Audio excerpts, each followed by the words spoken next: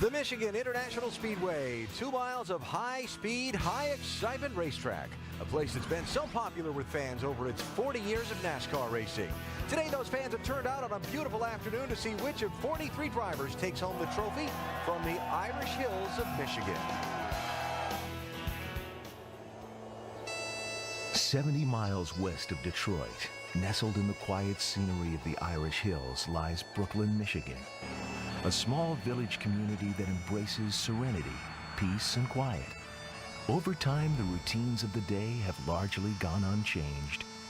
That is, until NASCAR comes to town. With 4 races left to the chase, this is Michigan. Minus 10, 9, 6, 5, 4, 3, 2, ignition.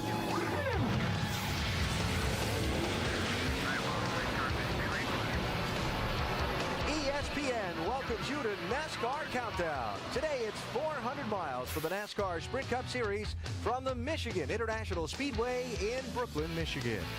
As the number of races until the cutoff for NASCAR's chase for the Sprint Cup dwindles, the pressure on the drivers grows. Those like Denny Hamlin on the bubble as he heads into the pre-race drivers briefing a little while ago. No, a mistake today can be costly. Tony Stewart, starting 21st, needs a good run today to assure his place in the chase, while Dale Earnhardt Jr. just needs to get some momentum back. He's got a good starting spot in 4th position. There's your championship leader, Kyle Busch, starts 11th today. Can he get win number 9 on the season? Qualifying for this race was held on Friday. Elliott Sadler had the 3rd fastest lap in his Dodge. He could use a win to turn around what's been a difficult year thus far. Jimmy Johnson, the 2-time defending champion, served notice he'll be a force today, qualifying 2nd fastest in his Chevrolet. But on the pole, Brian Vickers, whose Red Bull Toyota team's been on the rise of late. Could today be the day he and that team go to victory lane? What would be the team's first win ever? Let's hear from the pole winner with our Mike Massaro. They flirted with that first victory, Alan. How badly do you and this team need that first win? Well, I can tell you we really want it. And, you know, the entire Red Bull shop and all Toyota really deserve it. You know, we've worked so hard for so long. I mean, it's amazing what this team has accomplished, you know, so far and how far we've come in a year. But we've come so close to getting that victory. We've led so many races and led so many laps and just haven't led the right one. And one of those races was right here at Michigan back in June. You led 44 laps. How would you compare the strength and performance of the car you have today to the one you had back in June? Well, I'd say very similar. You know, we feel like we're a little bit better, but I'm sure everybody else is a little bit better too. So we need to be a little bit better to even repeat what we did, much less, you know, win the race at the end. I really feel like we had an opportunity there, and unfortunately the pit strategy and the fuel mileage, the way it played out, didn't work out for us, but hopefully we can recapture that victory today. Well, certainly Brian Vickers has another opportunity today, Alan. He leads the field to the green. Michael, thank you. That 83 car lined up in the first slot on the grid. Our ESPN pit studio standing tall, overlooking, let's see, the start-finish line, victory lane, Jamie McMurray's pit right in front of us. And we welcome you inside for our coverage of today's Michigan race. Alan Bestwick with 5-time Michigan winner Rusty Wallace and NASCAR team owner Brad Daugherty. Let's start with the big picture. This track has always been a favorite for the drivers. Why? It's because there's so much room out there. The drivers can run the top of the racetrack, the bottom of the racetrack, the middle of the racetrack, and they like that because there's some crucial passes that are going to happen out there. And when you come off that turn 4 wide open, that baby slipping and slide, you need that room so you don't hit somebody. So the drivers love it because of all the room. He said it all, slipping and sliding. And as a fan, you get to sit back and watch these cats spread out 3, 4, sometimes 5 wide, running in multiple grooves. And what you have to do when you watch this race is look from mid-pack back and pick out your favorite driver. Boy, take a look at this right here. 3 wide right now. Look at Tony Stewart outside. I mean, that's what you're going to see all day long here. And they get in packs, Rusty. The cars get in packs, and it's really difficult to pass. So guys stay on top of one another all day long. And all that momentum on the top side of the racetrack. That's really fun to watch, Alan. That's why the drivers love the place. That's why the fans love the place. We are looking forward to a great race here today. Now, a couple other things that will factor in throughout the day. We'll talk about pit strategy and fuel mileage and these guys racing for their place in the chase. Fuel mileage, always a big deal here. It is huge here because we have tremendous long green flag runs. You don't see a lot of cautions here at Michigan, so you have a tendency, you have 4 stops basically, maybe 5, and you have to hit your setups right, usually on that first first stop, and fuel mileage always plays out here. And remember, guys, if you run out of fuel at the start-finish line, it's 2 miles around this racetrack. It's going to be a long haul trying to get back to pit road. Brad, you can run out of gas at the start-finish line here and not make it around the racetrack. I've done it before. You get stopped in the middle of 3 and 4. That's how big this track is, Alan. There's no question a main theme of the day today will be the race to the chase. Drivers fighting for those precious spots in NASCAR's version of the playoffs. The standings are very crowded, and the picture sure didn't get any clearer last Sunday at Watkins Glen. Drivers getting buckled up, setting for 90 laps here at historic Watkins Glen International.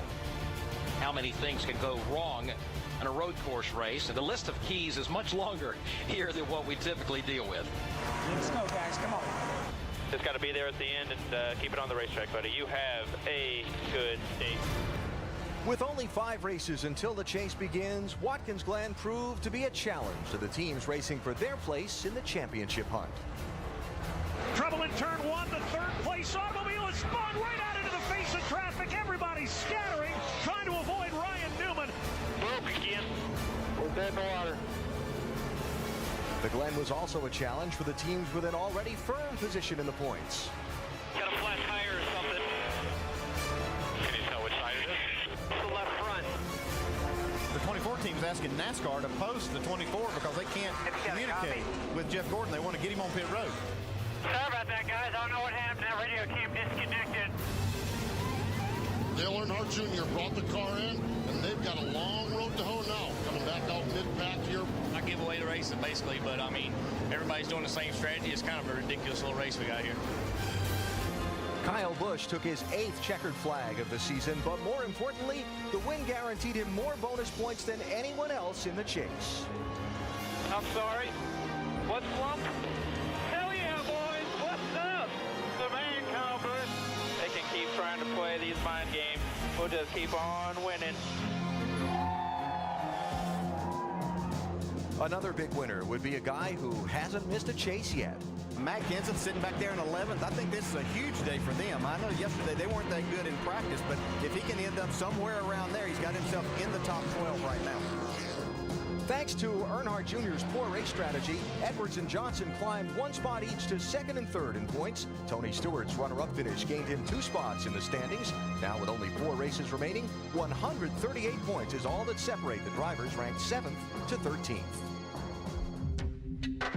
The Motor City will bring more pressure to the Bubble Boys.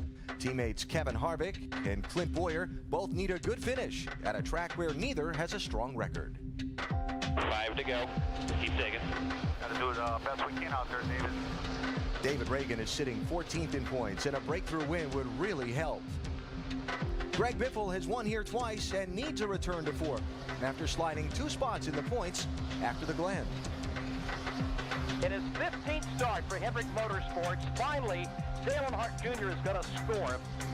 Yeah, baby! Way to go, Dale Jr. Good job. Woo!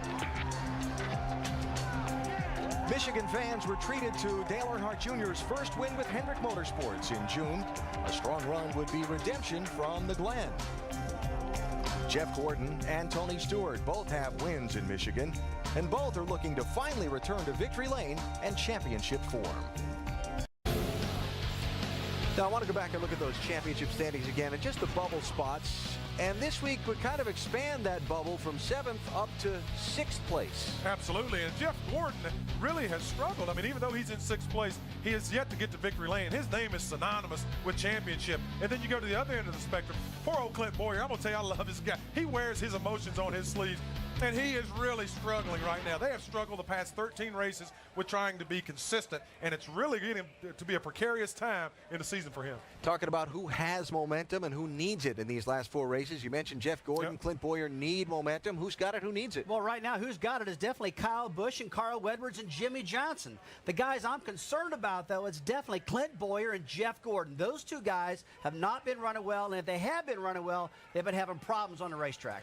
Does that margin for error for all these drivers and teams being so small here today affect the guy in the noodle as he gets ready to start the race? Oh, absolutely, Alan. It sure does. You know you're behind. You know you're having problems out there, and you can't make a mistake because the chase is getting close. It's time to take all the mistakes, get rid of them, stay focused, get working with that crew chief, get that old hot rod running good, but it's in your head. No mistakes, no mistakes. Yeah, it is such a confident sport. If you're a guy like Clint Boyer and you're struggling, you're going to notice any problem earlier, and you're going to be like, oh, my goodness, here we go again as I throw my pen away. Don't throw your pen at us. You're going to be, here we go again. There's another problem, and we're going to have to deal with that. I'll throw that one, too. Let's hear from one of those drivers trying to scratch and claw his way into the chase field. Maybe he's going to throw a pen, too. David Reagan, the sophomore driver from Georgia's with Shannon Spake. That's right, Alan. Now, if you would have asked his crew chief at the beginning of the season if this team would have made it into the chase, he would have said, with a little luck, yes, they will. Right now, 14th, 89 points out of 12th. How much pressure do you put on yourself to get in that top 12?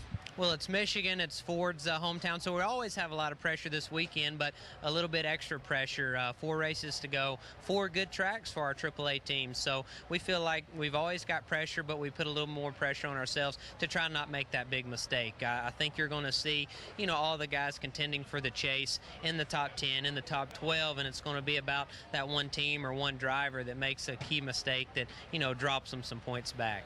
All right, Alan, it was a Roush Fenway racer driver that went to victory lane last night, Carl Edwards. David Reagan hoping he goes to victory lane here today. He starts 16th. Shannon will keep an eye on him. Coming up on the Michigan edition of NASCAR Countdown, with so much discussion over tires this racing season, we take an inside look at just how Goodyear's NASCAR racing tires are made.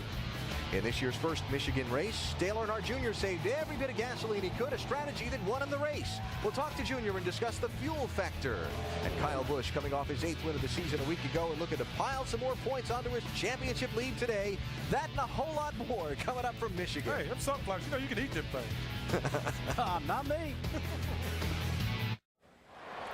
ESPN Sunday Night Baseball presented by Taco Bell at 8 Eastern tonight. Ryan Howard and the Phillies taking on Adrian Gonzalez and the San Diego Padres. And then on Monday Night Baseball presented by Holiday Inn ESPN2, Lance Berkman and the Houston Astros face division rivals, the Milwaukee Brewers, led by Ryan Braun. That at 8 Eastern on Monday, followed by Baseball Tonight. Former NASCAR chairman Bill France Jr. used to say, you can't race without tires. That's pretty true. Goodyear has been involved in NASCAR racing since 1954 and been the exclusive supplier to NASCAR's 3 National Series since 1997. The introduction of NASCAR's new style race car has led to some twists for Goodyear over this past year or so. Twists that have led to some harsh comments from drivers and painful memories for people who build the tires in Ohio. Here's Andy Petrie. Hard in the wall, Tony Stewart. Has the look of a blown right front tire. It's just a shame that you know, the teams work so hard and spend so much money to compete, and then it's all dictated by a tire company that's building tires that aren't worthy of a street car. Has all the look that a right front tire did go down on that 2 car. We have 43 drivers and 43 crew chiefs and 30 owners, so we get 120 opinions, plus all the data. You know, we try to do a very diligent job on assembling all that data and making sure that it's analyzed in the correct way. Yeah, I was just talking to Mr. Campbell down there from Goodyear, and I mean, we can burn the tires off in 5 laps, so I think that's going to be a really big issue. That looks like an explosion underneath the right rear fender. Just blew part of the fender off. It sounded like a bomb blew up when his right rear tire blew. I can't say enough how sorry we are, and you know, it's our responsibility being NASCAR that, you know, we don't go through this situation again. We're trying to understand what Indy presented us with. We're trying to understand what was different this year versus last year. There is a solution, and we'll find it, and it'll get fixed. The ongoing process of creating a tire that goes fast while remaining safe is a delicate balance. Goodyear does extensive laboratory testing at their Ohio headquarters. There's a lot of material science from a chemistry standpoint. We have scientists and compounders who are looking for new materials and new polymers and new interactions of those components all the time. In addition to laboratory testing, Goodyear collects raw data at every race weekend. You know, we're in the pits. We're taking our own data as well as listening to the teams afterwards and the drivers afterwards. So we try to get as much input as we can to look ahead and see what we want to do at the next event. The driver feedback is important. We respect their input. We want those guys to be happy. We want them to be satisfied customers, right? Testing is vital to creating the correct tire for each individual track. Every track has a unique makeup with various lengths, banking, and surface structures. All these variables play into the components used to make a tire. The things that you would think are common denominators that would require a similar tire, oftentimes they're not. There's a huge difference in the track surface itself. Age of track is a variable that we have to take into account with different tires. The biggest challenge for Goodyear is NASCAR's development of the new Cup car. The new car has a higher center of gravity and creates less downforce than the previous car. Higher center of gravity, coupled with higher static weight, puts more pressure on the right side tire. That's been a big challenge for them, to get a tire that will accept all the wheel loads and make it good to race side by side. It's a difficult spot to be in. Right side tires carry load. The banking pushes back on the tire and creates extremely high loads. It has less downforce. It doesn't handle as well. It wasn't intended to handle as well. We've had to do an extensive amount of track testing to understand what the car wants from tires. Increased testing is the only way for NASCAR and Goodyear to understand how the new Cup car will react. Obviously, when you come into something new, you have to have more research and development. Right now, they're leaning on the teams from a NASCAR standpoint and from a Goodyear standpoint to pay for their development. In order for the teams to go forward, there's going to have to be more tire tests, and I don't think the teams can be responsible, shouldn't have to be responsible for showing up at those tests and spending their own money to develop a tire for Goodyear and NASCAR. We're confident that we're going to take what we've learned at the Indy race and move forward, and it's brought some things to light that we haven't been looking at in the past, is not just a tire manufacturer, but as us at NASCAR. So I think right now, we're confident that it won't happen again, but you never know when the perfect storm will arise. The ultimate responsibility for specifying the tire lies with us. You know, NASCAR recognizes that we're the tire experts, we're their tire supplier. They respect our ability to design and provide a good competitive product. So ultimately, that lies with us. We determine what that tire is going to look like and share that with NASCAR. You never hear about tires when there's no problem, but you sure do hear about it when there is a problem. Andy Petrie joins us now from the broadcast booth where he's getting ready to help call today's race. Andy, you saw the tires for this race being made. How long ago and how? Alan, I went up to Akron after the Indianapolis race, and you see a lot of machines and all that looks like they make these tires with, but what I got a sense of is how much they're made by hand. These people really put these tires together one at a time. It's almost like making a Swiss watch or something. These things are all handmade, and they got a lot of some automated things that they do, but it is still a hand process. You know, there's an overriding impression that you and I were talking about that you got in watching this process. What was that? The biggest thing for me, Alan, was how much these people care. I was there, like I said, the week after Indianapolis, and you can imagine it wasn't a happy time, and these people really were concerned about how they were going to fix this problem and how it looked on them. And they really care about what they do. They care about the drivers, the guys that ride on these tires. They even put their name on that tire. The tire builders stick a sticker on the inside of that thing with their name, so they have a lot of pride in what they do there. All right, Andy, we appreciate the quick update on Goodyear. And by the way, Goodyear has scheduled 2 tests at Indianapolis, one coming up in mid-September and one coming up in early October to begin to work on next year's tire for the Indianapolis race. We will hear more from the drivers in today's race here in Michigan when NASCAR Countdown returns to the Michigan International Speedway. We're in the Irish Hills, a vacation area dotted with lakes and farms, lots of corn standing tall in the fields, and a racetrack right in the middle of all that. Did you know Darty is Irish? It is? Yep. Andy Petrie's 50 years old, too. You know that? We do now. Happy birthday, Andy.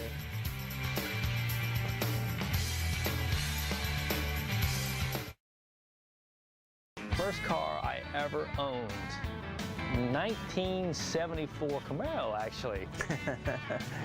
My first car was a very small four-wheel drive called an Isuzu. A 1986 Ford Ranger pickup truck.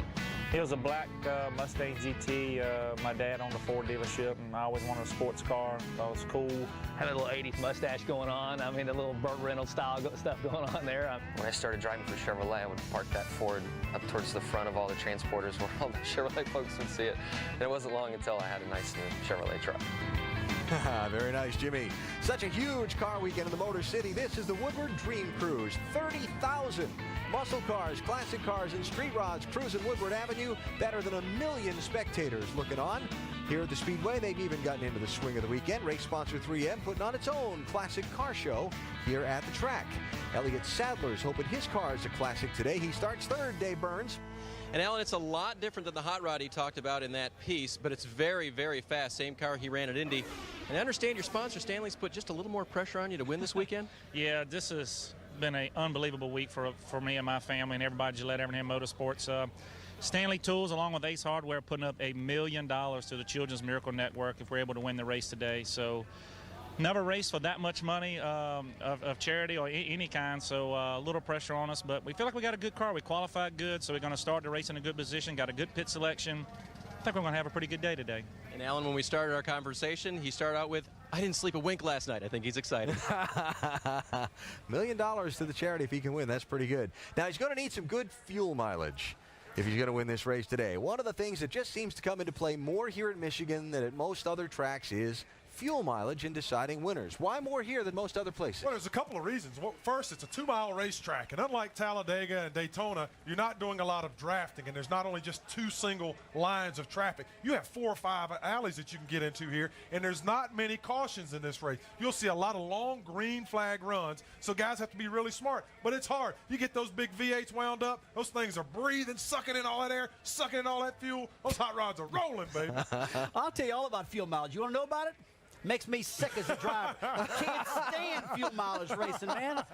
I've lost so many races running out of gas you can't see straight. And at this particular track right here in Michigan, if you run out of gas at start-finish line, you probably won't make it back around. Yeah. I want to race, man. Yeah. Hey, I want to stand. I want to pass people. I don't want to save. All you need is a few cautions, though. If you have a few cautions throughout the day, then that just takes care of it. But there's just not many cautions because there's not big packs. That's tough, man. I hate that. Dale Jr. won the race. A motor wasn't even running. That's right.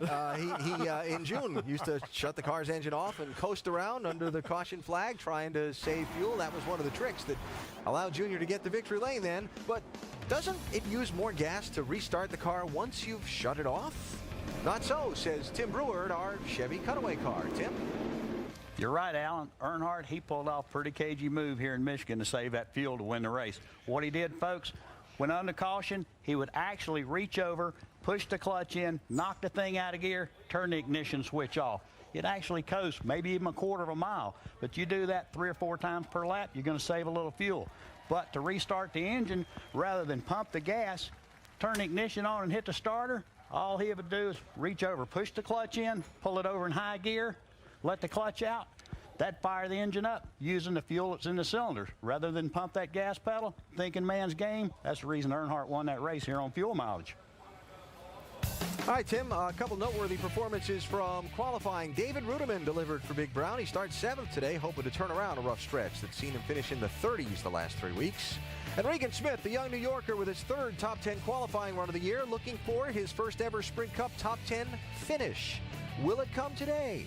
NASCAR Countdown continues from Michigan in a minute. You ever had one of them brain freezes? That looks like one of them joints.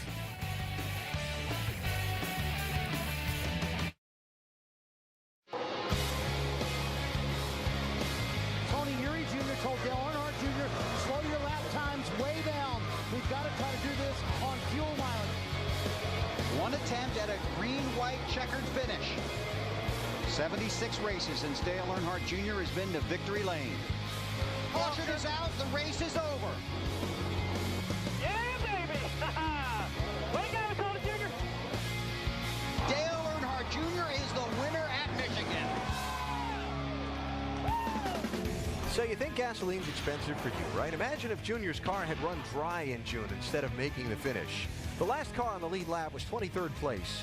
The difference in money between the winner and 23rd, $96,000 and change. Wow. Now, even though these race cars use about $3 worth of Sunoco fuel each lap, it would have cost a whole lot more for Junior to be without that gasoline. Strategy was right in June. It was wrong last week. How's it going to be today? Jamie Littles with Dale Jr. Well, it's certainly always a gamble, right? He won here on fuel strategy, and last week that pit call cost them the race. So, Junior, when you and Tony Jr. go back, how do you guys move on and get past something like what happened at Watkins Glen? What happened at Watkins Glen was we had a pretty bad race car at the end of the race. I don't think we were going to beat Kyle if we made a different call on pit road. But, you know, I think a lot of people made too much of that. We were struggling most of the day. After about lap 30, we were struggling pretty bad. Lost a lot of chassis height in the front end. And so, I don't know. We know what our plan is, and we got a good car this weekend, and get out there and get our job done and have some fun. You say you have a good car a couple months ago. Big day for you guys, big win here. What do you think your chances are for victory number 2 here today? They're just as good, if not a little better. We're a little smarter now. We've learned a lot since we were here racing last time, a lot about the car. And that's going to be the case every time you go back, and we keep learning about this car. So I feel pretty good. It's, you know, it's a fun racetrack, and it gets better and better over the years, and makes it pretty fun to move around and run different routes here. So my car was pretty good yesterday, and we just need to keep up with the racetrack today, keep adjusting, keep up with the track. We'll be fine. Well, Dale Earnhardt Jr. knows, like we all do, that it's all about track position. He rolls off 4th. Alan?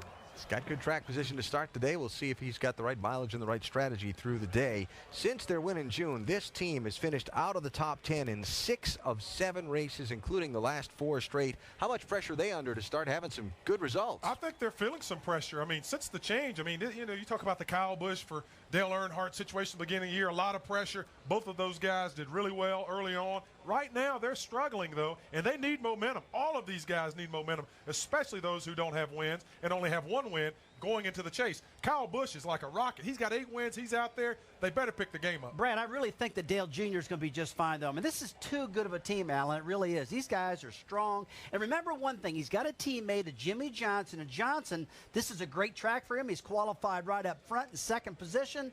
And I think he can learn off his teammate. I think he can get back on track. He'll be fine. But you know what? He's got to quit making these mistakes now to get right for the chase. That's the most important thing right now. He will be in the chase. You say Jimmy Johnson? We interviewed Jimmy Johnson. Mike, go ahead. Yeah, and he was a guy to watch back in June, led 65 laps here, finished 6th, but obviously a little bit of room for improvement. What have you guys concentrated on coming back here a second time? Well, I mean, you learned so much over a few months, or a month and a half really, since we've been here. What worked at Indy, Pocono, you know, there's a lot of different things we've learned along the way that have applied to this racetrack. Great run at Chicago. So we're a lot smarter, but at the same time, the garage area is smarter. If you look at the pace from qualifying, it was like 4/10 faster than what we were here in the spring. Same with the pace that we saw in practice yesterday. So everybody's finding that same speed, and I just hope this Cobalt Tools and Paul has got the best speed. Well, this has been a pretty good racetrack for Jimmy Johnson. He's led over 200 laps here, but he's still looking for that first win, Shannon. Well, Jeff Gordon is currently 6th in the point standings, and while your team is no way near struggling, certainly from last year, this team is definitely off. You said that there are some things that you want to work on to get stronger and better. What are you referring to? Well, you know, it's just trying to find out the right combination with the bump stops. You know, when you get to these bigger, faster racetracks, trying to learn, you know, what the car really wants aerodynamically as well as mechanically, and just trying to match that up to my driving style. You know, last week was definitely disappointing because we did run so well there last year. But you know, we're a strong race team, and I think that things like last week only motivate us and make us stronger. And so we're anxious to get this race going. I think we've got a great race car. DuPont Chevrolet's been good all weekend long, and I hope we can continue that here all day. Now, obviously, making the chase is one thing, but you guys want to be competitive in the chase. Do you feel like time is running out to figure those things out in order to be competitive in those last 10 races? Well, it's one thing at a time. I mean, it's still extremely important to us to be in the chase. When we get in the chase, we want to be competitive enough to win a championship. And, you know, those are the things that we're working towards right now. When that race in New Hampshire starts, it's amazing how things change. This team takes things to a whole nother level. It's all about those 10 races, consistency, and I don't think there's anybody better than this team at being able to pull that together. So, you know, these next 4 races are obviously crucial ones for us. We're in a tough situation. We're not locked in, so we can't take, you know, risks just to learn stuff and try things. But at the same time, you know, we're not all the way on the outside looking in where we don't, you know, we're kind of there. We just got to be somewhere in the middle. We got to run hard, do our thing, but we can't take big risks, and that's kind of a tough position to be in. Jeff Gordon, 6th in the point standing, still looking for his first win of the season. Now, Shannon, speaking of winning, that's sort of been Greg Biffle's way here at the Michigan International Speedway since he started trucks in '99 and 2000, 2 wins immediately, and then a couple of Sprint Cup wins. Why here, Greg? Why has this place been so good to you? Man, I don't know. We're just, you know, I really love this racetrack. You can race 2 or 3 wide, but it's a great track for me, and hopefully I get the 3 and 4 Fusion in Victory Lane. A little added pressure to 3M Performance 400. So I've been good at that, though. They sponsored. We had another sponsor one of these races, and we won. So just hoping to have a good top 5 run.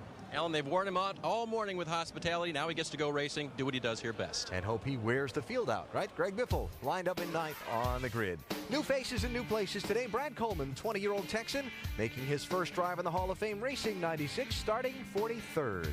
And Mike Skinner's behind the wheel of the Michael Waltrip Racing 00 car for this race in the next couple. The former Craftsman truck champ starts 22nd. There's that same guy that was supposed to bring me a pizza yesterday. He's still out riding around.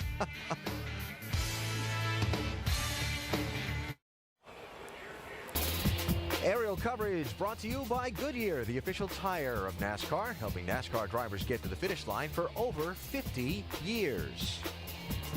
The Grand Marshal for today's race is 12-year-old Austin Irwin, a Make-A-Wish child from Greenfield, Missouri. He suffers from Wilms tumor, a kidney disease that affects children more than adults. Irwin got to meet Greg Biffle, Jeff Gordon, and some other drivers during the weekend, and he's going to get to say those famous words very shortly. There you go. That's right. So let's see, we have 5 and then 3. Isn't that what Kyle Busch did last week? 8 wins in all for Kyle Busch. His Watkins Glen victory a week ago. The latest remarkable moment in what has been a remarkable season so far. Wild Thing wins. Yeah. Kyle Busch. Nobody does it better, I can tell you that. Rowdy Busch wins at Talladega. Wild Thing wins again. Thank you, guys. Thank you, Eminem. Kyle Busch tamed the Monster Mile. Checkered flag in the air for Kyle Busch. He wins at Sonoma. You boys are awesome. Thank you, thank you. You guys are so awesome. Yeah! The winner of the Coke 0400 is Kyle Busch. Think about this for a week, boys.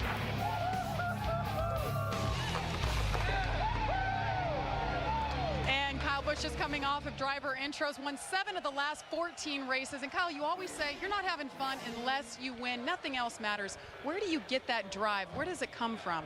Just growing up that way, I guess. Always trying to win, always trying to be one of the best. So hopefully here today we can have a good solid run and go after another win and try to get some more of those bonus points. We're here in Detroit. It's the backyard for Chevy, for Dodge, for Ford. What would it mean to get Toyota in victory lane here? Well, it would mean everything. You know, you want to try to win any race, but, you know, being in their backyard, I guess it'd be nice to, you know, come home and steal the thunder a little bit.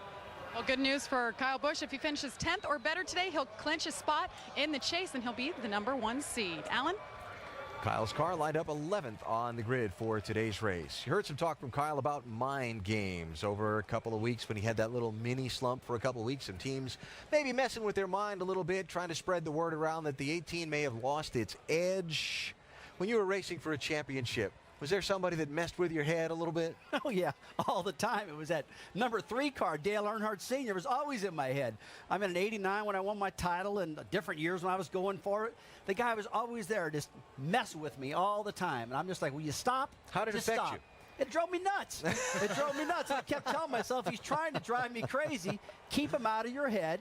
And I was able to do it one year. He got me 2 other years, though. But, I mean, he is a mind. The guy was always in people's minds. And in particular in Rusty's era, you could those race cars, they could really lean on one another. We saw Dale Earnhardt Sr. do that quite a bit. Today's cars are so aero-sensitive and they're so driver-sensitive that you really can't lean on one another. So in reality, the only way you can get into Kyle Busch's mind is to use the media. And that's what Jack Roush has done. He's put it out there so Kyle has to think about it, and we get to aggravate him always asking him about it. As long as that cat gets in a good race car, which he's had all year long, and his team continues to surround him with good people, he's on his way to a championship. Some of these guys better win some races or he's going to walk away with it. Last question, yes or no, from both of you, real quick. Can Kyle keep this pace up for 14 more weeks? Yes. No doubt about it. Absolutely. I mean, he's been doing it. I've been waiting for him to stop, and he hasn't stopped. He's even won all the road courses, for Pete's sake. He had that little bitty lull, and when he won last week, that's all he needed to get his mojo back. These cats better buckle those seatbelts. Wasn't one word, but I'll take it anyway. Closing in on the green flag today here in Michigan.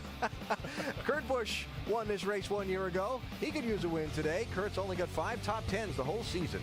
Mark Martin, a 4-time Michigan winner, starts 15th today. Can he give the Dale Earnhardt Incorporated team a needed trip to the winner's circle?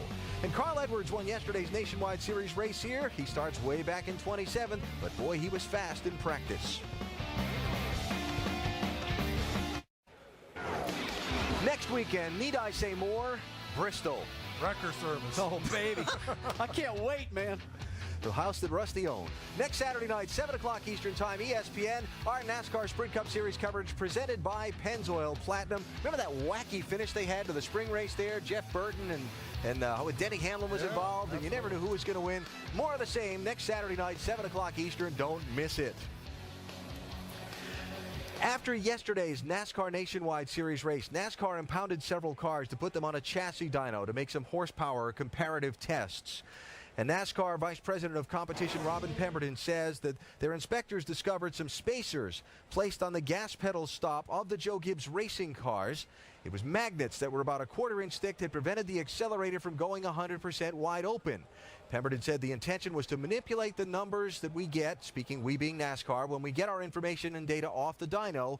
In the end, we got what we needed to. Pemberton going on to say that NASCAR will be issuing some penalties against Joe Gibbs Racing's Nationwide Series teams probably on Tuesday. This morning, team president J.D. Gibbs met with the press. It was actually just a little while ago around noontime. Here's what he had to say. A couple guys chose to make a decision there that really impacts all of us. And to me, the frustrating part is why? You know, I know they were probably frustrated from the standpoint that wanting to show that, hey, we have less horsepower than ever before, and wanted to make it look like we're handicapped, you know, even more than we actually were. I understand that, but that's not an excuse. I think for us, we kind of feel like, I know with us in the engine shop, that's kind of a badge of honor. You win that engine dyno, good for you. And J.D. Gibbs said that will be addressed, those individuals back at his team shops at the beginning part of this week as well. Do we have some reaction to this? Well, obviously they shouldn't have been doing what they were doing, but I think they're down far enough, Toyota was, as far as horsepower was concerned before we came back into this race. They made some significant gains in their program, and they all were done honorably. This is just one of those situations where they got caught, got to pay the penalty. Yeah, man, I tell you what, I don't know about all that stuff. There's one thing I do know about, What's that? All those penalties they get, all that money, that goes to the NASCAR Charitable Foundation, and those guys getting ready to get big old they're going to get a big check out of this one. There's no doubt about that. It's all for charity, though, folks. All for charity. Unrelated to the Cup side of things, but it will be interesting to see how this plays out. And by the way, unrelated to the actual competition on the track yesterday. This all happened after the race was over. Other news being made here this weekend. Tony Stewart announcing on Friday morning that Ryan Newman would indeed be the driver of the Stewart-Haas team's second car in 2009. No sponsorship for the number 4 car has been announced yet. Let's hear from Tony and Ryan now, starting with Shannon Spake. All right, down here with Tony Stewart. Actually, the name of your new race team should be Stewart-Haas Hoosier Racing, and of course that's because Ryan Newman is also from Indiana. Well, you have your driver announced, your team announced. Can you sit back, relax, and take a breath now? Nope, not yet. A lot of work to be done, and we got to watch so we don't hit the Haas pit sign here. But no, it's exciting. It's an exciting time for us, and you know, getting Ryan on board, that's something we're very, very excited about and proud about. So you know, hopefully the both of us will have a lot of success here in the future and have fun doing it together. All right, good luck to you today, Tony. Well, Shannon, with his contract situation now resolved, that's one thing Ryan Newman doesn't have to worry about. One thing he might be a little concerned about, though, motors. You changed a motor in practice. You had a motor problem here back in June. How much of a concern is there? Well, we're starting last. That's the biggest concern. I mean, obviously, we think that the engine is a good one. That's why we have it in the race car, but I didn't expect it to fail in the first lap of practice on Friday. But that's racing. We'll go on, see what we can do with the Altel Dodge to get it back up front. Ryan Newman does have a couple of wins here at Michigan. Unfortunately, the last one came in 2004. Dave? Mike, so does Matt Kenseth. He needs maximum points today, 12th in the race to the chase right now. How close is your car to getting those maximum points, Matt? Well, to get maximum points, you got to win and lead the most laps, so I hope it's close to that. But we had a really great car here in the spring race. We ran really good and just kind of got beat on fuel mileage, strategy type thing. So I think it's okay. I don't think it's as good as we were last time, but hopefully make some good adjustments to the DeWalt Fusion today and have it somewhere up front. It's been a while since we won a race. We need to get up there and try to win one of these things. How tough are the quote-unquote strategy races when all you want to do is get in there and go fast?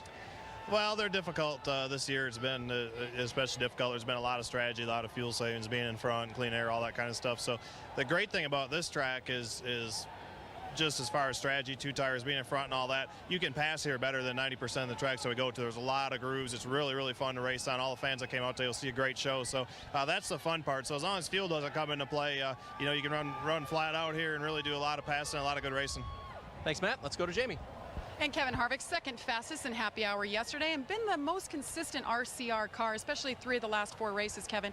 What keeps you guys separated from those two and is the form of consistency at this point in the year? Well, our cars, our Shell Pennzoil Chevrolets, have run a lot better than they did in the middle of the year there. We've just hit on some things that I like as a driver and feel comfortable with and make the cars comfortable for me to drive. So the only lap that we hadn't run fast this week was qualifying. Our car's been really good and looking forward to getting going today. And you're starting 38th. What is the strategy to get to the front? Go fast, turn left. The biggest thing is just getting past these first couple laps without having any trouble, and then just kind of go from there. Hopefully our car's good enough to pass some cars, and traffic makes it a little bit more difficult than it probably would be if once things get strung out. So just stay out of trouble for a couple laps, and then go from there. Kevin Harvick sits 11th in the points. Today has to be a good points day for him. He's got to stay out of trouble to get it done. Alan? Got a lot of different things to watch where points are concerned. The Chase Bubble guys and the top 35 in owner points. Important because the top 35 are guaranteed a starting spot in next week's race, and it's so close. Oh, it's really close. The guy I'm concerned about right now, look at Michael Waltrip. Got a big team, a big commitment. He's only 13 points into this thing right now.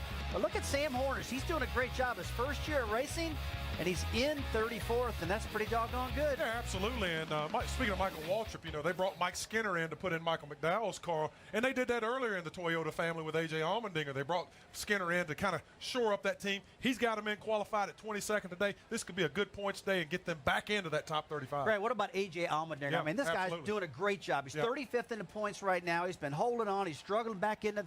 I like how Allmendinger's been driving. He's had some great runs, and ever since they brought Jimmy Elledge over, it's kind of gave him a big shot in the arm, and Jimmy's doing a great job with AJ. Going to be interesting to see that top 35 as it unfolds during the day today, especially because Bristol next week, entire field qualified within a couple tenths of a second. I think I'd want to have one of those guaranteed starting spots for that race next week. We heard Matt Kenseth talking just a minute ago about fuel mileage. We heard Rusty vent on the frustrations of trying to race in an event where you think fuel mileage is going to become a big factor. But we all know it's out there for today. So as you're getting ready to buckle in, and you know it can be a fuel mileage day, what's on your noodle? What are you thinking about as a driver getting ready to go? I'm relying on the crew chief to help me out a lot. I mean, if they're okay on fuel, tell me we're okay so I can hammer down, drive hard, and try to stretch it out. If I'm in trouble, tell me early so I can start saving fuel. Don't tell me at the last minute where I can't help you. Yeah, and I think the biggest thing you have to do as a team, you have to sit down and really come up with a plan, and you have to stick with that plan, and that's very difficult to do.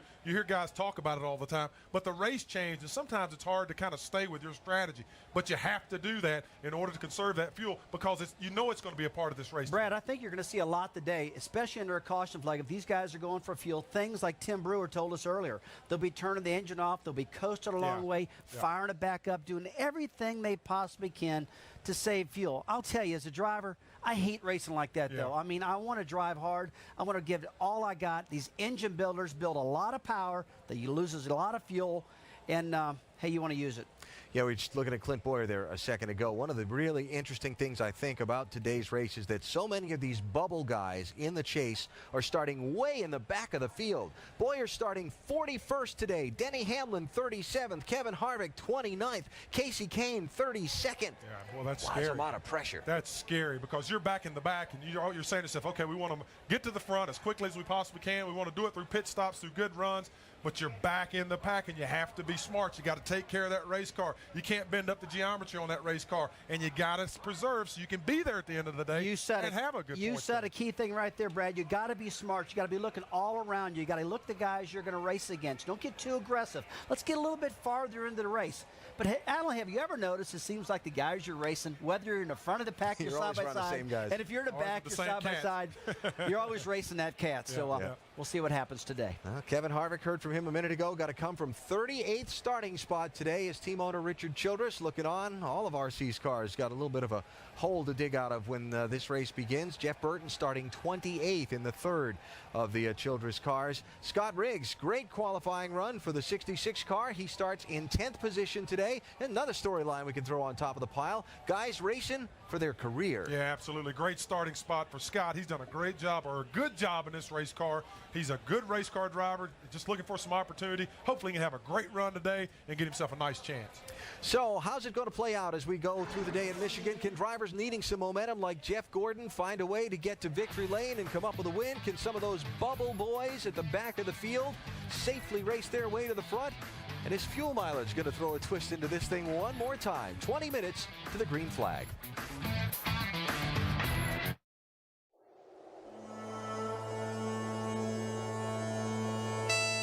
With 4 races left, only 12 drivers will advance to the chase. Time is running out. Here in the Irish hills of Michigan, the race for the chase is on.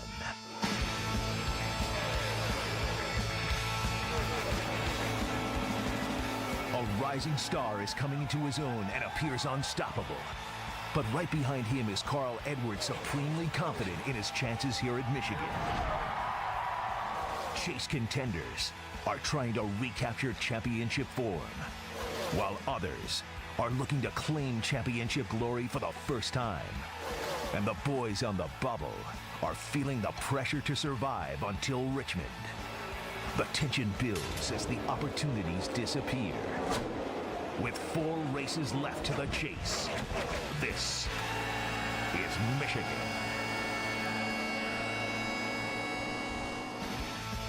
That bagpipe music's awfully quiet for a racetrack, isn't it? But maybe some of the motorhome people are still, sleeping after enjoying last night too much. It's going to get very noisy here in just a few minutes, though, when the engines fire and 43 cars storm off into turn 1 for 400 miles of NASCAR Sprint Cup Series racing. Weather is beautiful, can't ask for better conditions. And right now it's time to go trackside for the opening ceremony. Lisa Bascom and the flyover from NORAD and the Canadian Air Force CF-18. And now please remain standing. Here to deliver today's invocation, Pastor Doug Bradshaw. Let us pray. We thank you, God, for this glorious day to go racing. We thank you for all of these fans here at Michigan International Speedway. They say that this state is in trouble, but God, we know better by all of these fans today. We ask that you would keep safe each driver, each team member, and each crew member. And Lord, we enjoy this awesome freedom today because of the sacrifice of men and women. We ask that you would protect and guide those in this country and abroad who today protect our freedom. In Jesus' name, amen. Presenting our nation's colors, VFW Post number 2406 from Charlotte, Michigan. And here with our national anthem, Big Machines recording artist Danielle Peck.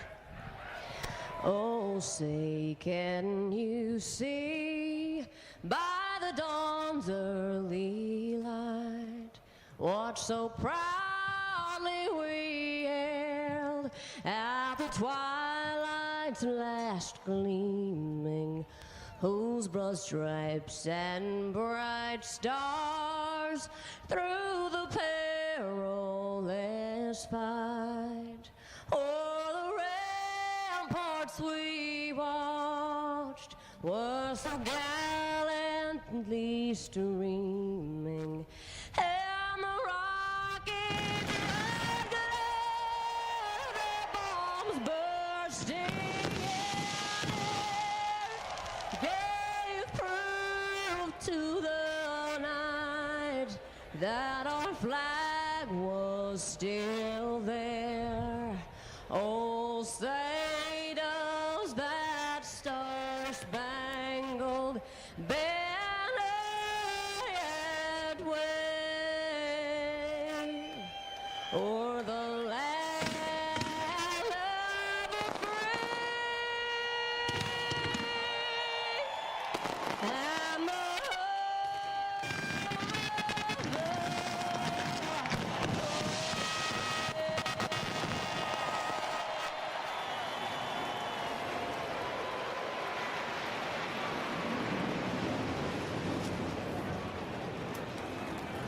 31 lead changes among 13 different drivers in the June race here. Who's going to spend the time leading the pack today? And who's going to lead the pack to the checkered flag after 400 miles?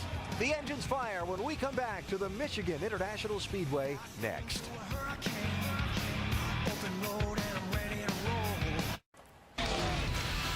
The NASCAR Sprint Cup Series at Michigan. Brought to you by Vitamin Water. It works for Carl Edwards. Try it. And by McDonald's. You know, 1 year ago, this race was postponed not once, but twice by rain. It ran on a Tuesday.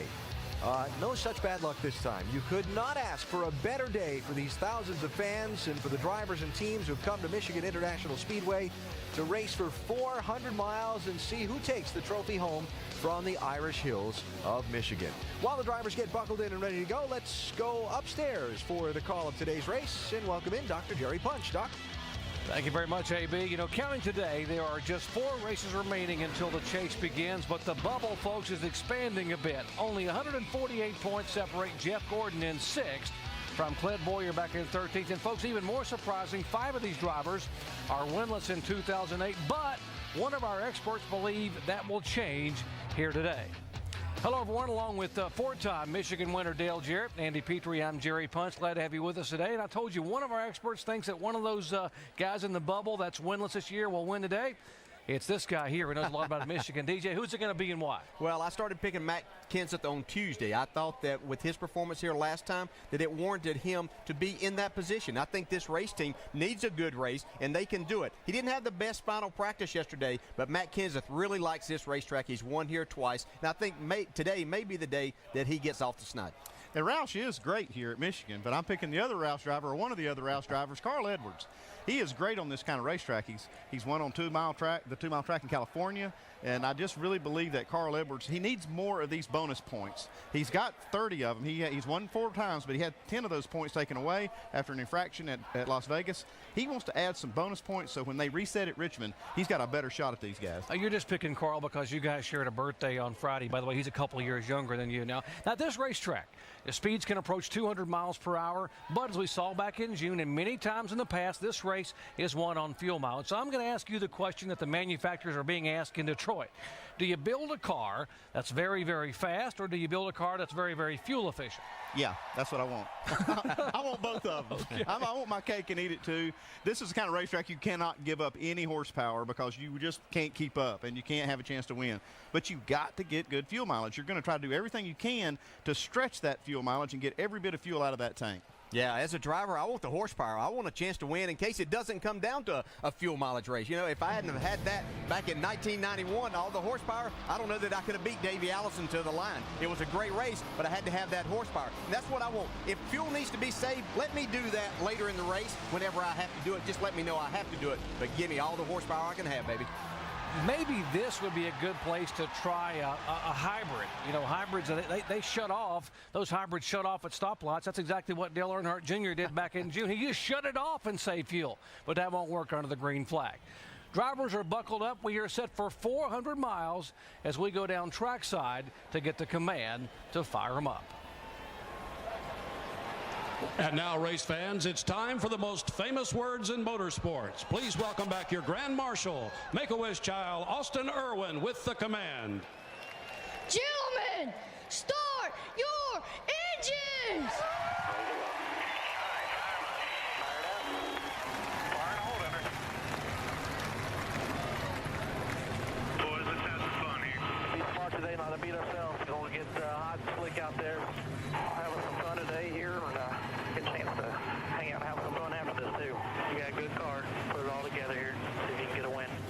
Jason, you have made my day, buddy. Great command down there, and the drivers have responded. 43 of NASCAR's finest are set to rock and roll here at Michigan for 400 miles. Our in-race reporter may be winless in 2008, but he has won twice here, including an impressive performance in August of 2004 when he came all the way from 24th starting spot to take the win. When we come back, we'll get Greg Biffle's take on what he thinks might happen today.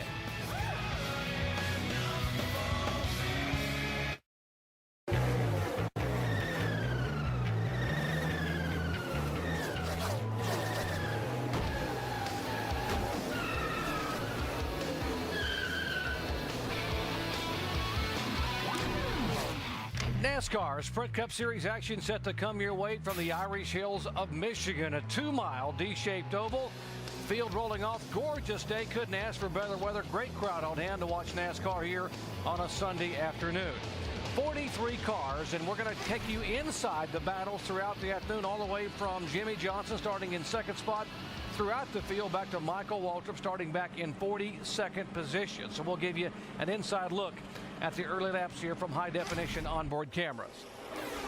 Take a look at our starting grid. Brian Vickers became the 12th different pole sitter in 2008. By the way, the winner here back in June, Dale Earnhardt Jr. starts fourth. Top rookie qualifier once again, Patrick Carpentier in sixth. And of course, there's our in-race reporter, driver of the 3M Ford, two-time Michigan winner, Greg Biffle, who will start ninth today. Let's talk with Greg. Greg, Dale Jarrett, the ESPN. You have a copy? I got you, DJ.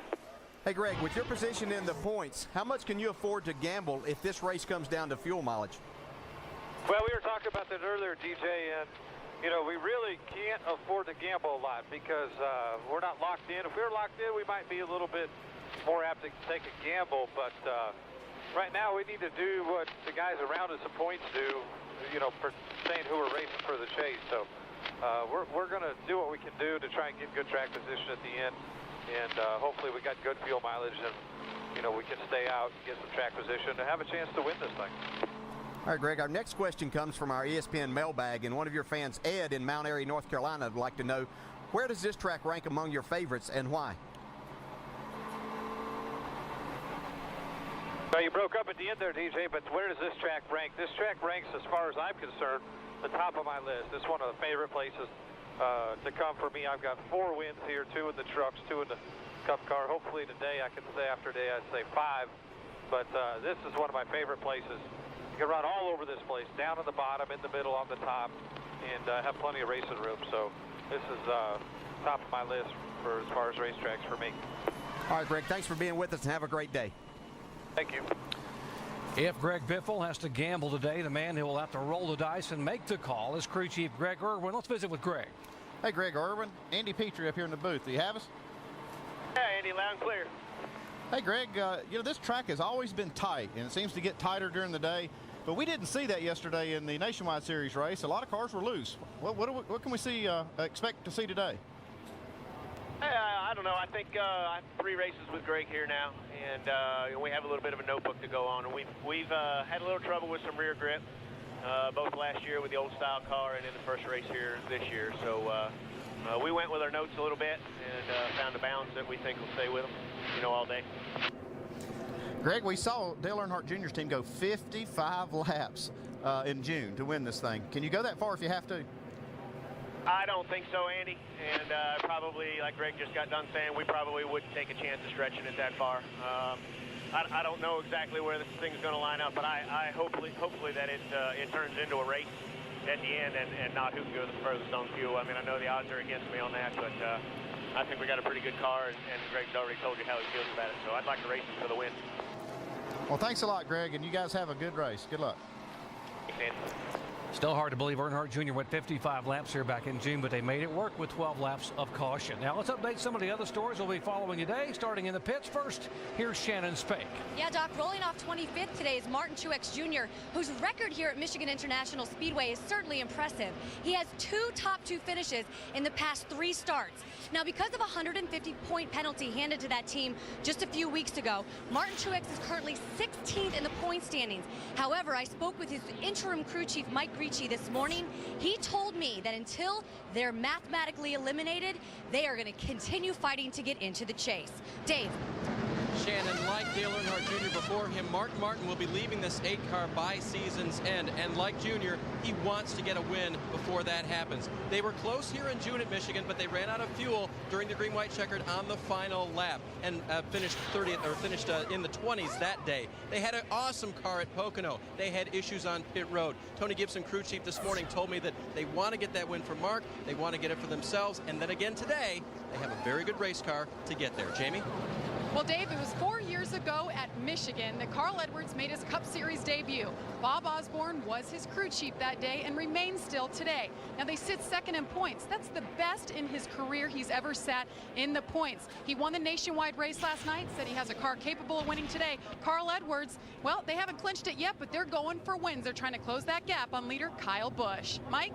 Well, Jamie, Jeff Burton sits 5th in the standings and appears all but locked into the chase. Still, he comes into today's race looking for a bit of a spark. In his words, his cars recently have lacked speed, and the statistics certainly reflect that. Believe it or not, Jeff Burton has led only 11 laps since the beginning of April. He said, though, this weekend they've worked on their car repeatedly. They turned it from loose into a very good race car. He says the car he has this afternoon is the best car he's had at Michigan in as long as he can remember, Doc.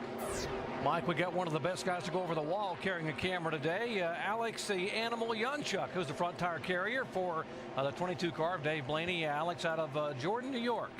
And there are the guys that are going to be going across.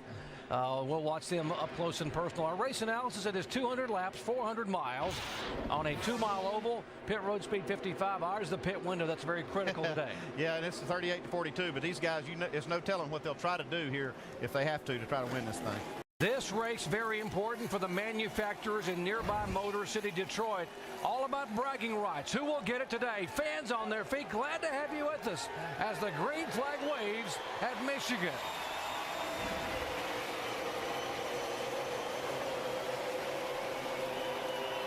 Dale Jr. is tucked up to that 48 and just pushed him by Brian Vickers through down the front straightaway.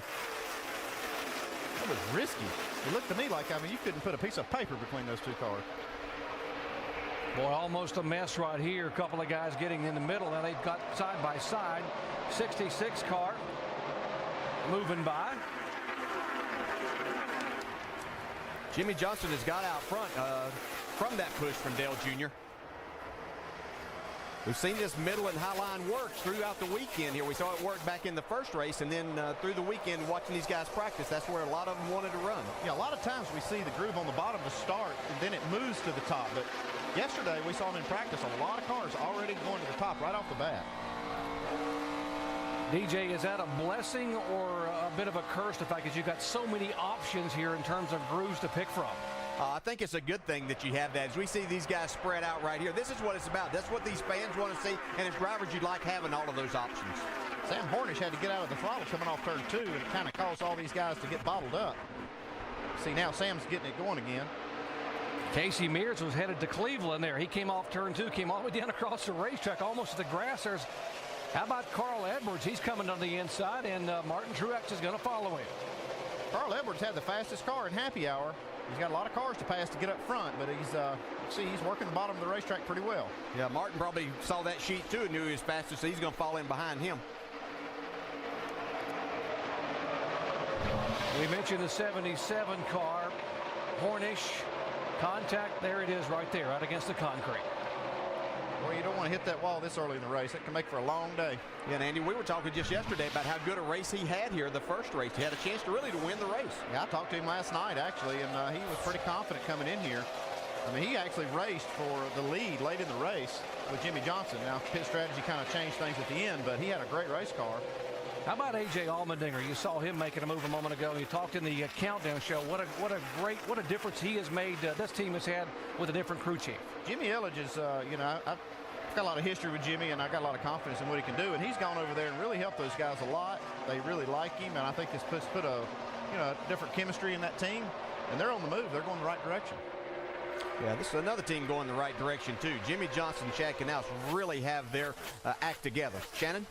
Yeah, you guys were talking just a little bit ago about the different grooves on this racetrack. For Jimmy Johnson, his team told me that Jimmy traditionally likes to run on the bottom of the racetrack, but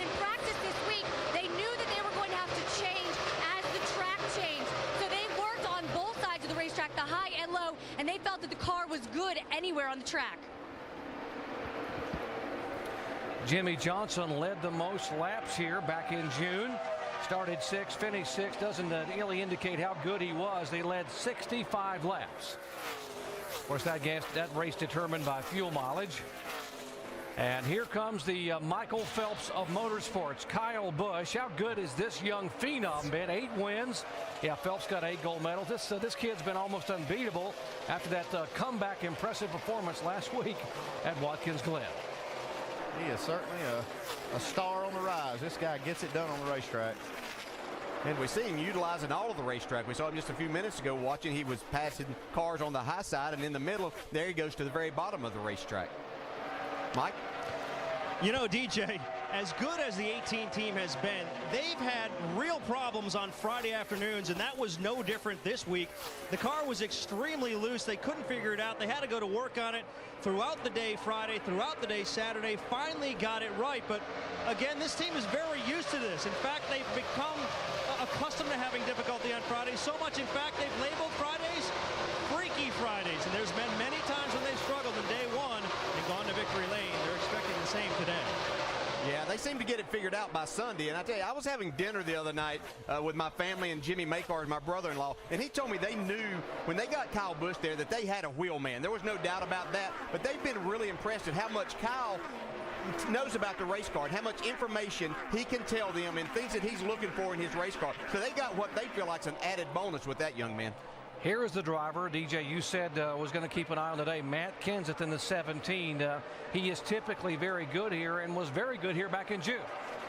Yeah, it just seems like this is a racetrack that fits his style. Matt's a guy that very calculating, and as a race driver, he doesn't necessarily have to charge the corners, but he lets his car roll, and that really helps when you're racing here because you have so much space to let that car roll and get back to the gas. Here we go. Here's Junior going to the outside.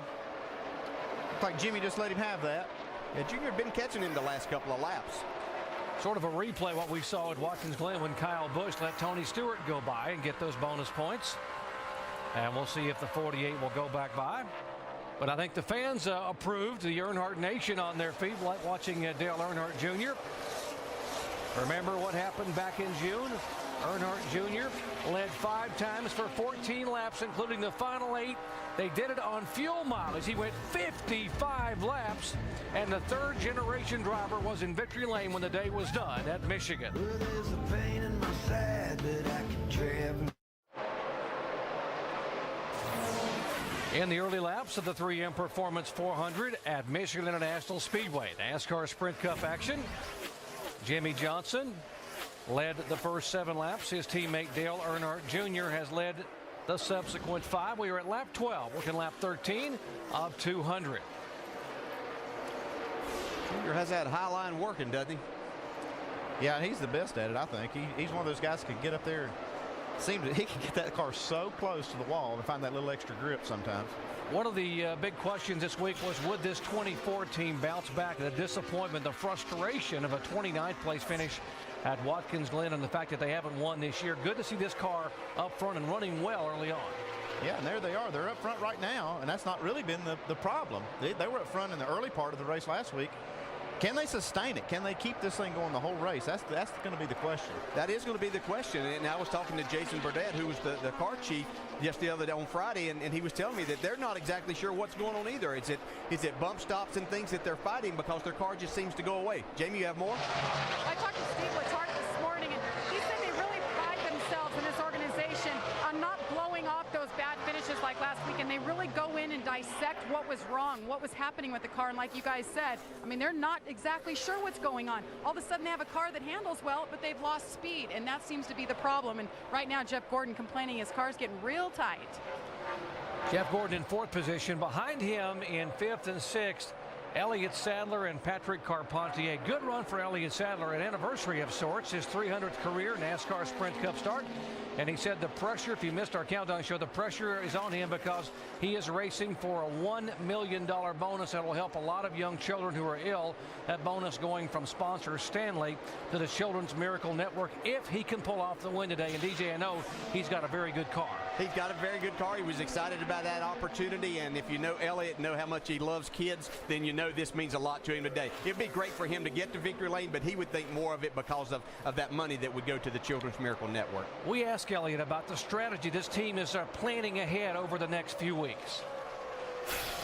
Where we're at in points right now, we're not in any danger of falling at the top 35, so there's no need to be conservative. We're not in the chase, racing for every little point. You know, we want to get every point we can, yes, but our main goal is to try to win a race. If that means taking chances, that means trying a fuel mileage game, doing off-sequence stuff as a race team to try to put ourselves in position in case something falls our way. That's our goal as a team. I tell you, Elliott's got a great race car right now, but his teammate is right behind him here, has got a great race going also. Patrick Carpentier. See him right here. He's working the bottom of the racetrack, and he's right up here with all his Canadian fans waving him on. It's a great place for him to have a good run. We've seen him qualify exceptionally well all year. Every time he's got a chance to qualify that car, he's made the race, but he seems to fall off when they get to that race time, and that's the thing that he's having a hard time doing, is developing with these race cars. So you can see these guys searching around. Elliott went back to the bottom of the racetrack to try to go. I know that's where he likes to run, but as you can see, Carpentier got a little bit loose coming off of turn 2, but right there with him. See, Elliott's got his hand out the window. He's motioning Patrick by. And this isn't the time that you're worried about giving up a spot, and he also can see exactly what his teammates doing there that may help him a little bit. Carpentier qualified in the top 10 for the 4th time this year, talking about the great runs he has had, what a wheelman he is. And here comes the points leader, Kyle Busch. Started back in 11th spot, has now gained 4 positions, moving in toward the top 5. One thing that Kyle Busch can do better than most any of these drivers is to run on that right rear tire, Dale. He can hang that thing out and actually operate. You see it right there. He can operate that right rear tire at a higher slip angle than most of these other guys can do. And I think that is one of the keys to his success and how he makes his car go fast. Yeah, when you talk to the guys on his race team, that's what they tell you. That's what he does. When they go to test, that his car is yawed out more, and he's able to control it better than any of the other drivers. And you see this is the difference in the lines around the racetrack. Have a caution out, but you can see there's a different length of the lap if these guys run the high line versus the low line. 21 car, and a tough break for last week's Nationwide Series winner, Marcus Ambrose, who finished 3rd in the Cup race. And the Wood brothers, who have had so much success over the years at this racetrack, smoke billowing from beneath that 4th. Yeah, and coming off his best finish, or the best finish for the Wood brothers in quite a while. That's too bad right there. Yeah, that's unfortunate, and we didn't get back to him yet, but I can tell you a couple of guys that are glad to see a caution come out. Hoping they can beat some cars off of pit road as they go to work on this 21 to see what's happening there. But Denny Hamlin and Clint Boyer were back in about an 8-car pack that I don't think they were having a lot of fun in, being in the position of points that they were in. They were having their hands full there, so it'll be interesting to watch all of this develop as they see exactly what's wrong with this 21. Doesn't look like a good situation, and I hate that for Eddie and Lynn Wood and everybody in that organization. Push the garage, push the garage. Yeah, they were so pumped up. They really needed that run last week, and it got everybody in the organization pumped up. David Hyder, the new crew chief, they're so excited about what he is going to be able to do. That and DJ, that puddle under the car when they back it up, that's never a good sign. Not a good sign there, is it, Andy? I'd say that's nope. That looks terminal there. They got a problem though. They're going to be in the way for these guys that are trying to make these caution flag pit stops. You can see the other crews want them to just stay right where you are. Don't push it. DJ and Andy, I want to ask you, as you watch these guys run these different lines all over the racetrack, and I'll toss it up to you guys, do the different lines, is there any way you can save fuel during the race by running a different line? Well, Brad, the low part of the racetrack is the shortest way around, and you don't have to use near as much throttle when you're running the bottom because you have to back off just a little bit earlier. You have to let it roll just a little bit. You can use more throttle up top, so if you're going to just make fuel mileage, you really need to run the bottom of the racetrack. They've got to clean up pit road because of the oil from beneath the 21 car, so they will not be able to pit. We'll take a break and come back and watch what pit stops take place here. Back in a moment.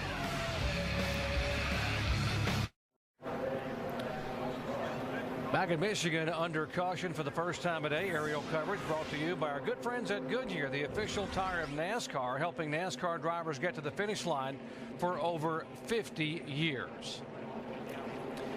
Let's talk about the high line versus low line, a very wide racetrack. And Andy, you did a lot of calculations the last few days and showing, I guess if you run up up at the very top of the track. That's a lot of extra distance. Well, it's not as much as I would have thought. I had some engineers working on it. Terry Satchel's one of the guys who used to work for me. He helped me a little bit and talked to Kevin Harvick's engineers to try to come up with some of these calculations. And it's about 150 feet per lap longer. So if you do that during a fuel run, you'll see you'd have to run an extra half a lap. You do that over the whole day, you've got to run about 5 miles longer. But, you know, it does impact fuel mileage, the high line versus the low line. Yeah, I think that it can. I think there's another thought. If you're up there high, you can let your car roll a little bit further. And generally, if you're running the high line, your car's a little bit freer, and you're not having to turn the wheel as much, so you're not scrubbing off as much speed. So, honestly, I'm not sure it matters where you run. I think that you're just going to have to figure out how to save fuel for yourself. This leads us to our trivia question. We'll see if you have some people who are as good at math as Andy's friends are. If you put a string around the Earth, which is 25,000 miles, and lifted it up 1 foot all the way around, how much longer would the string need to be? And folks, obviously we're trying to get at the fact that if you run a little higher on the racetrack, you're going to go more of a distance. 6 feet long. Not as hard as you thought, is it? Everybody thought it was going to be, wow, it's going to be so much longer, but it really isn't. It's actually 6.3 feet for all you engineers out there. 6.28 actually, but that's okay. Yeah, we are under caution here. Good job, Andy. Good. We're under caution here, and they have pit road closed because they're trying to clean up the oil. From beneath the 21 car, Marcus Ambrose, last week's third place finisher and winner in the Nationwide car at Watkins Glen, the first in the garage area today.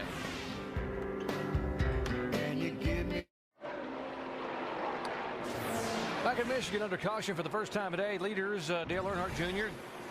and Jimmy Johnson, Ryan Vickers, Jeff Gordon, Patrick Carpentier, and they should be headed for these guys here very shortly, coming down pit road at 55 miles an hour. We've had to close pit road because of some oil.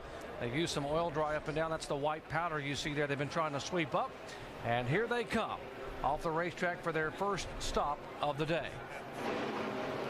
Let's go down to Dave. Matt Kenseth has that feel to his car where it wants to crash from the rear end around, loose into the corner, loose off the corner. They're going to make a wedge and an air pressure adjustment. You see the crew going to work at the top of the screen. Patrick Carpentier giving up the 5th spot on the racetrack to hit pit road.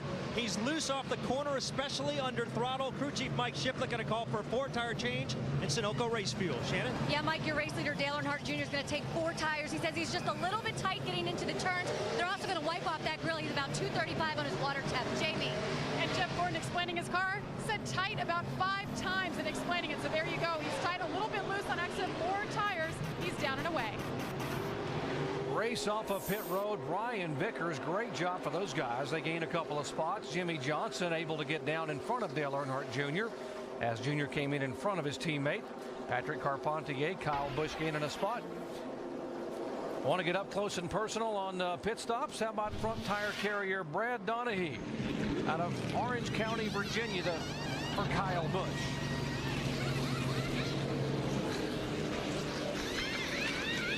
A lot of work going on in a short amount of time right here. Clean the grill, let him go.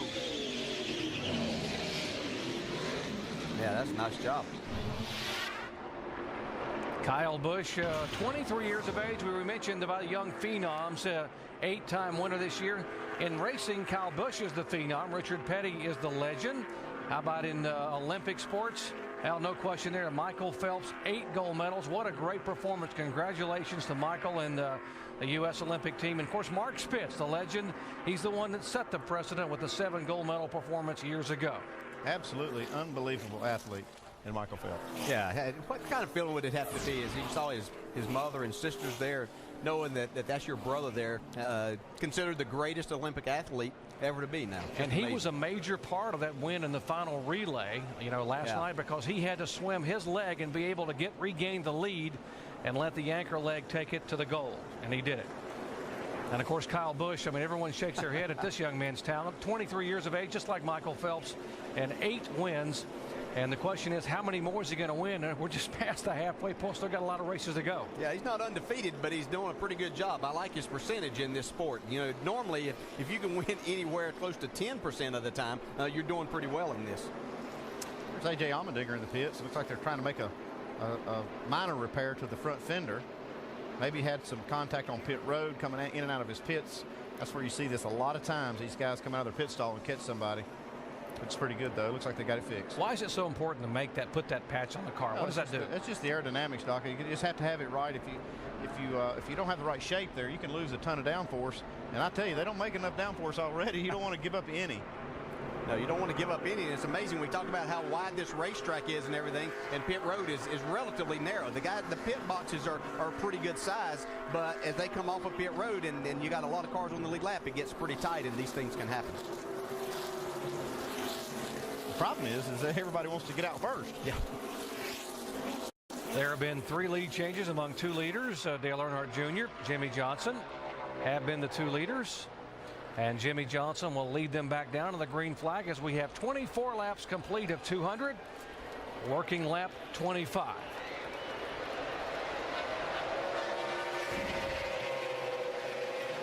Looks like Patrick Carpentier got caught sleeping on that restart.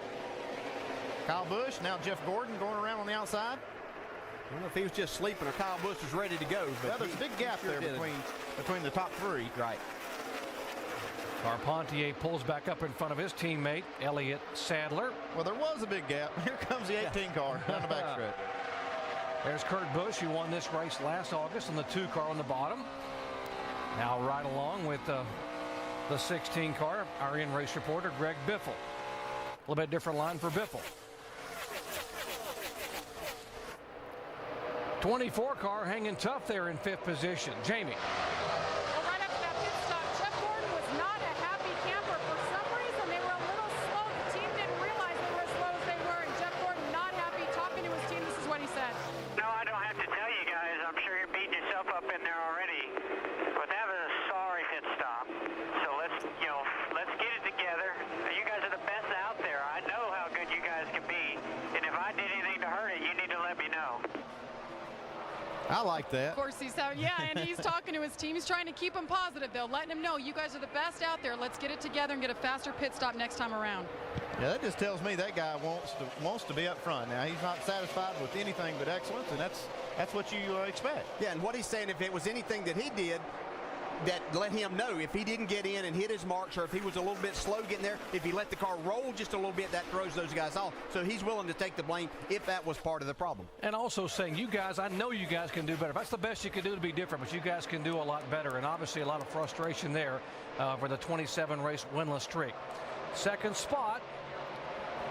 He's got a good little hot rod here. Yeah, he seems to be able to go to the bottom and top. He told me the other day he thought that he was going to run more on the bottom with their setup and everything this time than what he did here the first time. Of course, we saw him take the lead earlier, and he went to the very top of the racetrack, but it looks like his car's working everywhere. He might run the bottom, but it'll surprise me if he stays there. Shannon? Yeah, for Jimmy Johnson, your current race leader, he's battling some pre-off conditions, but says overall the car's pretty good. Now on that last pit stop, guys, 4 tires for that number 48, just a slight air pressure adjustment as well. So trying to get that car perfect for that number 48. Yeah, if they look in their mirror, they can see a familiar sight other than they've been looking at the back of, as I we think see Dale Jr. did. Yeah. I think he looked in the mirror and saw it coming and said, hey, gotta go. Oops, gotta go by. Gotta go by. Here comes the 18. Until Dale Earnhardt Jr. won here in June, Chevrolet had not won at this racetrack in 13 races back to 2001. It had been Dodge and Ford and Dodge and Ford, so I think Chevy might have said, you know, it's time for us to do something here, although Toyota has never won here. And these guys here running 3rd and 4th may be trying to change that today. Yeah, I don't know if Kyle Busch is saving any fuel running down there on that yellow line, but he's sure on the yellow line. He is. He's eating it up. Get him drive that thing all the way to the bottom of the racetrack.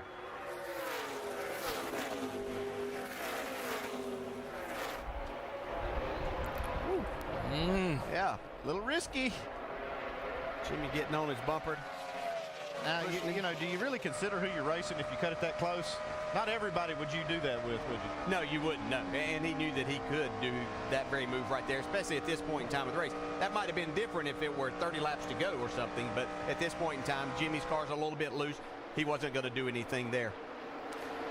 There is the 24 car, Jeff Gordon. Another one of the 2-time winners. There are 11 drivers in the field today that have won here. He's one of them. Jamie? Well, Doc, this is the left rear that just came off the 24 car. You can see here, huge chunk of rubber just separated. This is what they call the tread splice, and the team is telling me it's caused maybe from tire contamination. Maybe, Andy, you could follow up with that. What causes this? where the splice is on the tread rubber. They have to put that together. It's a belt, basically, that they wrap around the tire, and that's where the splice is. And it's got to be totally contamination-free to make that bond, and that's what that looks like. I don't expect to see any other problems developing from that. I think that's just a one-time thing, and probably wouldn't have caused a lot of problems. We'll see. I don't think that was a big deal. Yeah, I think it's good that they had the caution to get that out of the way, but you're exactly right, Andy. And if everybody saw your feature with Goodyear, you told everyone how much that this was a human element that they put into it in making these tires, and sometimes that does happen. And it only takes, they told me when I was up there before, it only takes just a little something to get in there that can create these problems. And obviously it's going to happen occasionally, but hopefully that'll be the one instance here today. It kind of surprised me that it happens at all, because they x-ray these tires, two different processes of x-ray. Vickers taking third spot away. 83 going by the 48. And you're talking about creating problems. The 18 is going to try to create some problems up front for the 88. Oh, look at Biffle coming here. How about the 99 car of Edwards, who started back in 27th spot? Check out Edwards. He had a good corner right there. Gained on Biffle. He's coming. He told us after he won the nationwide race yesterday that he was excited about his car. He was fastest in happy hours, as we've documented already. But this shows just how good this team is. And these are the type of racetracks that they've really been superior on this year. He's gained 21 spots since the start of this race. Yeah, he turned 29 years of age on Friday. Then he comes out and dominates the nationwide race yesterday, leading 5 times for 71 laps. And then now he is on the move from 27th spot. You can really get that car down in the corner, and it rolls just right around the bottom. What happened to Junior running the bottom, Dale? Yeah, it didn't last very long, did it? He said he was going to do it more. You can see him moving up in front of Jimmy Johnson there. 34 of 200 laps are in the books. A week ago, Carl Edwards finished 9th and moved to 2nd in the point standings. He's trying to move in to the top 3 here at Michigan today.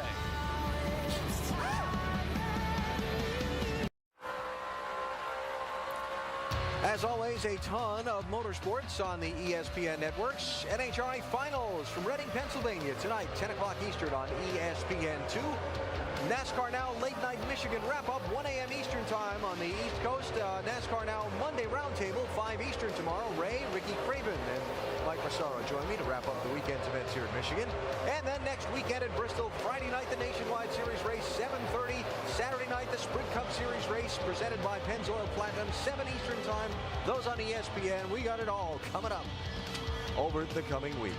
Now, we talked a lot on NASCAR Countdown about the bubble drivers in the race to the chase, and a lot of them starting way in the back. Where are they running in the race right now? Well, for the most part, some of them have made some pretty good progress. Yeah, it looks like Kevin Harvick's on the move. He's moved himself up a few points and has a good run going today. Matt Kenseth looks poised to have a great run today, so I think those two guys are going to have a good evening as it rounds. You know, I've been watching the 11 car, Denny Hamlin, just a little bit, guys, and he's moved up 11 positions, but he's almost a second slower than the leader right now. So, I mean, he's not looking good for speed. He has picked up some spots on the track, so we have to continue to watch these guys. This racetrack has continued to get real slick.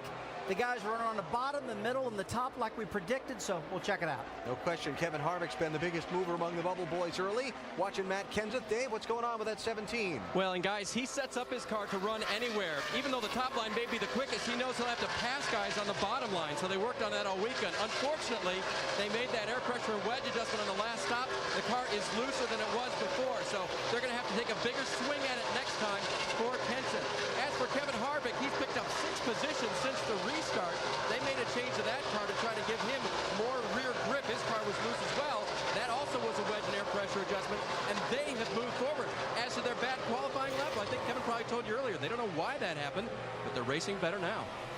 Started 38th, and you see the scoring serial on Kevin Harvick there. He's all the way up to 14th position. Running there with another one of the bubble boys, David Reagan.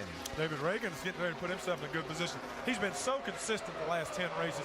Had a couple of races where he had some bad luck, but I still think David is poised to strike.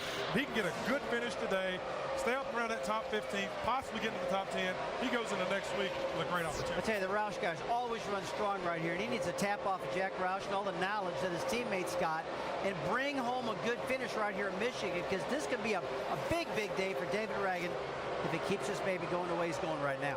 So some of the Bubble boys trying to move their way forward, Doc, and catch up with those guys up front. Thank you, Alan. And guys, then who they're chasing up front, just like it was back in June, Dale Earnhardt Jr. has led twice now for 30 laps as he comes by. And let's check in his pits with Shannon Spank. Yeah, Doc, I told you on that last pit stop, Dale Earnhardt Jr.'s water temperature was a little high. Well, it's not getting any better. This is a radio that he just radioed into Tony Erie Jr.'s crew chief. I got a big problem. The water temp is 260. The oil temp is 300. So team members were just out on the wall with some binoculars trying to check out that car on the track. And as you can see right now, Tony Erie Jr. just trying to figure out what to do. We'll keep you up to date on the issues down here in the 88 pit stall. Well, that is a huge problem. That water temperature is right on the borderline, if not just over it. I'd be very concerned about this, and I'm sure Tony Erie is going to think about maybe getting him in early.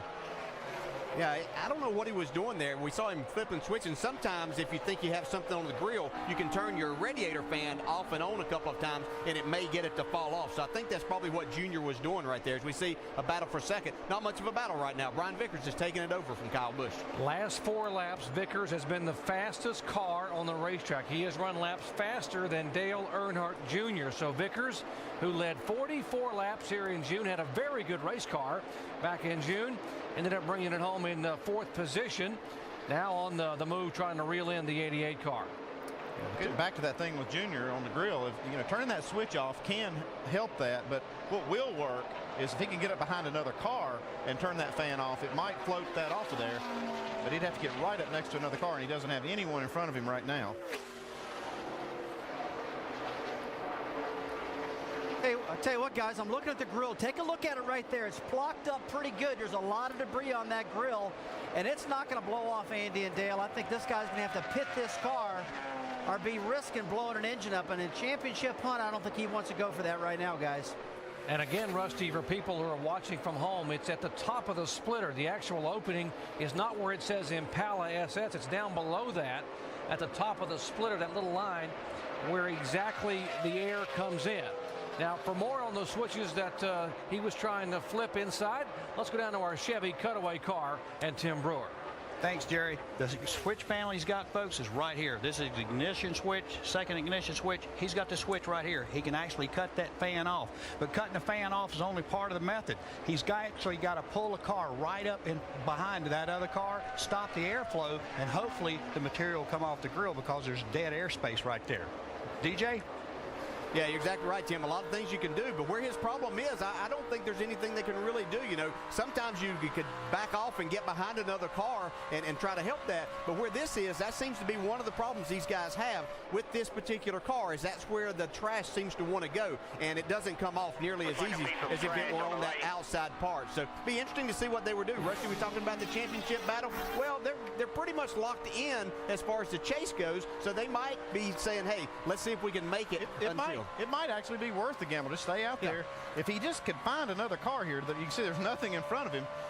Brad Coleman is the first car that he's going to catch, but he's out there a good ways. If he could catch him and get right up behind him and turn that fan off, he might get that piece off.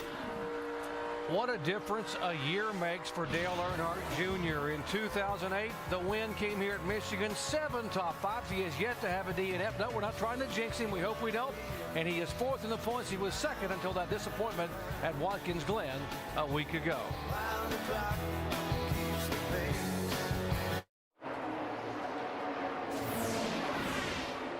50 laps complete here in the 3M Performance 400 at Brooklyn, Michigan International Speedway. And we now have our 3rd leader of the day, Brian Vickers, and his Toyota has gone by the 88 car. And the grill looks like being passed by Vickers might have helped Dale Jr. Well, what they did, they backed up. They backed up to the 83 car, let Brian Vickers go. And right as they made this pass, I saw a little flash of that paper coming off of there, and the next shot we had, you could see the grill was clear.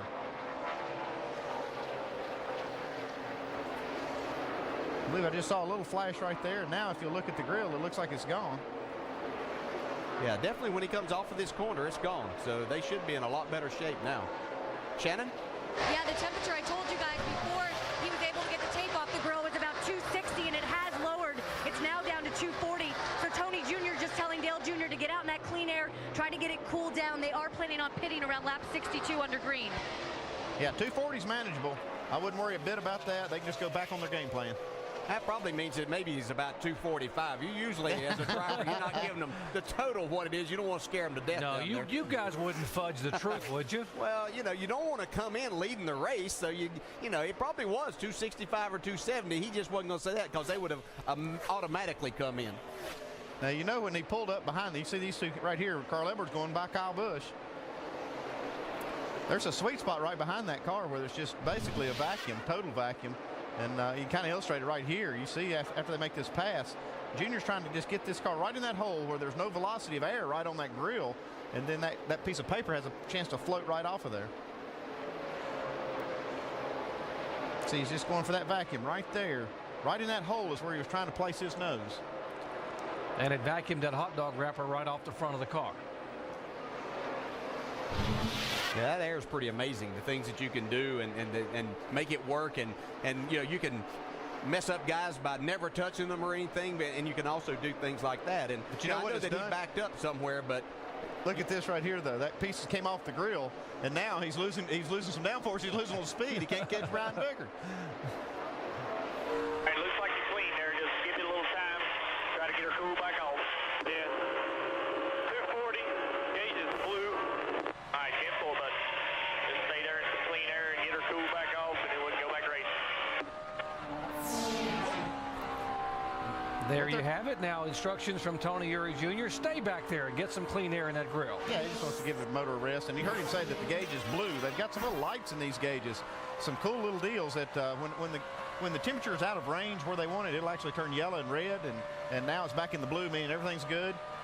Our Wrangler telemetry shows you him just touching the brake there. See how he goes back to the throttle. He's just giving it quarter throttle here. Now he's wide open. As these tires wear, you see that they're having to really baby that throttle, even though this track is huge.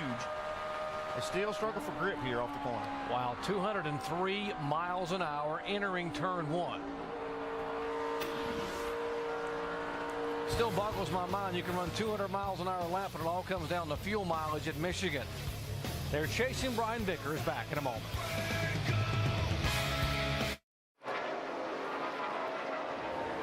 Aerial coverage of our leader, Brian Vickers, brought to you by our good friends at Goodyear, the official tire of NASCAR, helping NASCAR drivers get to the finish line for over 50 years. Boy, how much would Brian Vickers like to be able to get back into victory lane? Only has one career win, that coming at Talladega back in October of 2006. He has now led the last 11 laps as we are moving in on green flag pit stops. Brian Vickers knows something about this racetrack. This looked like what he did yesterday in the Nationwide Series race. Yeah, Brian likes to run his car pretty free, and that's good, especially if you're going to run high. You've got to have it to do that. Jamie? Well, DJ, Kevin Hamlin is crew chief. I asked him about that this morning, and he said, you know, Brian just knows how to move a car around to make it faster, to find the optimum grip, and that's what we've seen with Brian Vickers today. I also asked him what the difference is with these Red Bull cars this year. He said, when we went to Charlotte for the test in April, we hit a turning point. The biggest point, we build our chassis in-house. This car that Brian is driving is a first-generation COT for the Red Bull Racing team. Before, they outsourced their chassis. Now, this is their personal cars, and it's turning around, guys. He's qualified for all 22 races so far this season. I really like what these guys are doing. They're constantly getting these cars better and better. I talked to Brian Vickers' dad, Clyde Vickers, in the garage area, and he was just talking about that, how these guys are really moving that program forward. You mentioned yesterday he finished second here in the NASCAR Nationwide Series race after leading twice for 17 laps. There's Dale Earnhardt Jr. He, Vickers, and the other leaders pitted on lap 24. We are hearing that 62 to 64 would be their range to come on pit road for the green flag stop. Single file here in the first 60 laps, getting a bit stretched out. Big news this week for Tony Stewart. Made the announcement that Ryan Newman would be his teammate in 2009 for Stewart Haas Racing. Made the announcement Friday morning. Basically a half a lap down. You see, boy, he's struggling a little bit there with the rear end there kicking out a little bit loose. Yeah, they seem to struggle a little bit in practice yesterday. I was watching their car. That car looks real loose. Yeah, it seemed to be exactly what they were fighting, and this seems to be kind of a common theme with them here recently. Yeah, he started 21st, only has moved up to 17th position.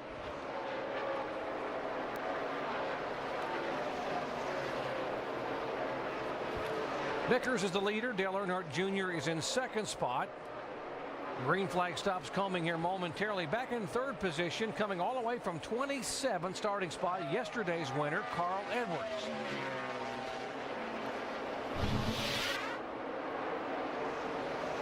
See something may come out of the window there, pulling down. That looks like either an ice bag or a water bottle. That he was finished with that. He didn't want to contaminate the racetrack for the other guys. He just pulled. That was kind of polite. Pull down to the bottom and throw it out. Mike. And Ryan Newman on pit road right now, complaining the car's a little bit loose. No grip whatsoever.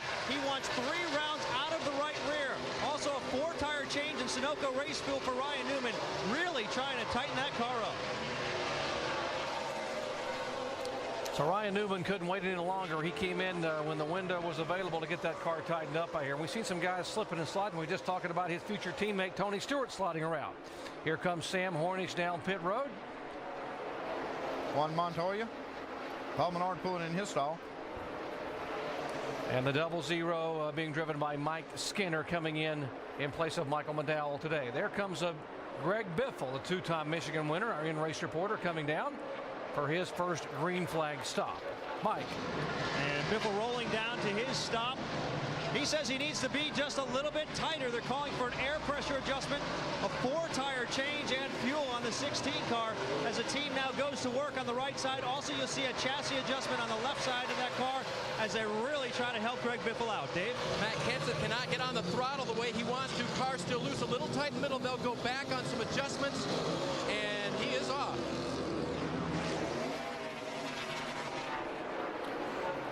Carl Edwards coming down. David Reagan is in. Bobby Labonte. Others. There's Dale Earnhardt Jr. coming down, getting lowered down to 55 miles an hour. Tony Uri Jr. waiting on Dale to come in. Shannon.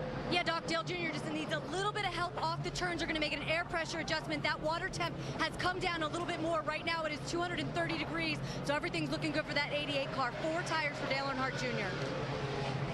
And Carl Edwards started 27th, worked his way all the way up to 3rd. Lightning fast first pit stop, 12.3 seconds. He said he just needs to snug it up a little bit. He's a little too loose. They're putting 4 tires of fuel. He's down and away. Dave? What they did last time for the 29 car, air out of the right rear, down to the track bar for Kevin. And the last change didn't help as much as they wanted it to. That was the comments from them. He's finished on pit road. Whoa, contact in the pits. On pit road at 22 of Dave Blaney into the side of the 41 of Reed Sorensen. Let's go down to Mike and the Kyle Busch. And Doc, Kyle Busch started the race out pretty loose, but it's gotten a little bit tighter. So for the second stop in a row, they're going to add a spring rubber, this time to the left rear, trying to help out Kyle Busch. He's away. Well, if they got a spring rubber in that thing in 13 seconds, they're pretty good. 83 car exiting. Ryan Vickers, our leader. Here's Jeff Gordon. Jamie. And Jeff Gordon, see if they get a faster pit stop. Remember, he was extremely frustrated with how slow they were. 15.7, still a little slow for the 24. 4 tires, no changes, guys. Jeff's got some of that DuPont paint rubbed off the right side of his car. Maybe got up against somebody or against. I think it's just one coat. Looked like maybe he took one coat of paint off on the wall.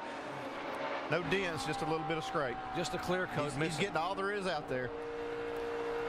All right, guys, once these pit stops started happening, this looked like a caution flag pit stop because everybody was hitting pit road at the same time. I guess they don't want to give up. Everybody was looking to get there as quick as they could because a lot of these cars just aren't handling very well. Every one of them were loose that we heard. I've never heard that many cars say they were loose or drivers say they were loose at this racetrack. Now, I thought typically the history of this track was as the race progressed, they got tighter and tighter. Well, that's why I brought that question up with Greg Irwin at the beginning of the show, is because that's what the racetrack typically does. But it didn't do that yesterday in the nationwide race, and today we see the same thing happening.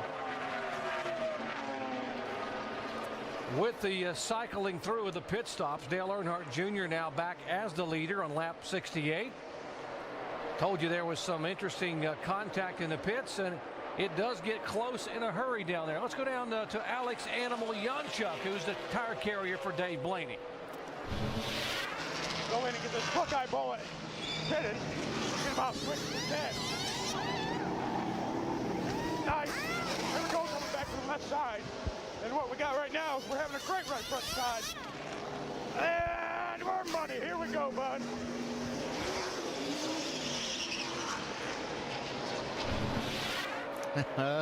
We're money, guys. Good stop.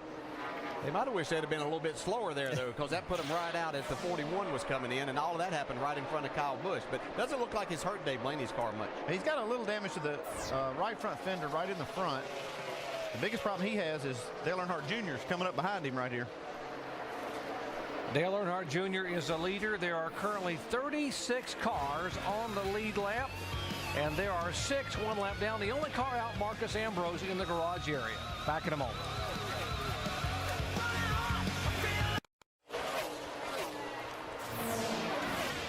The NASCAR Sprint Cup Series at the Michigan International Speedway under green with 72 of 200 laps complete. Of course, we're just 70 miles southwest of Detroit, the home area for Ford and Dodge and Chevrolet. And our AT&T Crew Chief Challenge for today: which car manufacturer do you think is going to win today's race? Toyota, Chevy, Ford, or Dodge? To play, text the word crew to 191 on your AT&T wireless phone and send in your answer. We will show you the results later in the race. Standard text rate applies. Right now it's a Chevrolet leading a Ford and a Toyota, with Dale Earnhardt Jr. leading Carl Edwards and Brian Vickers. Rusty, Brad, some notable things early in the race from you so far? I guess one thing I'm noticing right now, guys, is Carl Edwards in her number 99 car. He started 27th.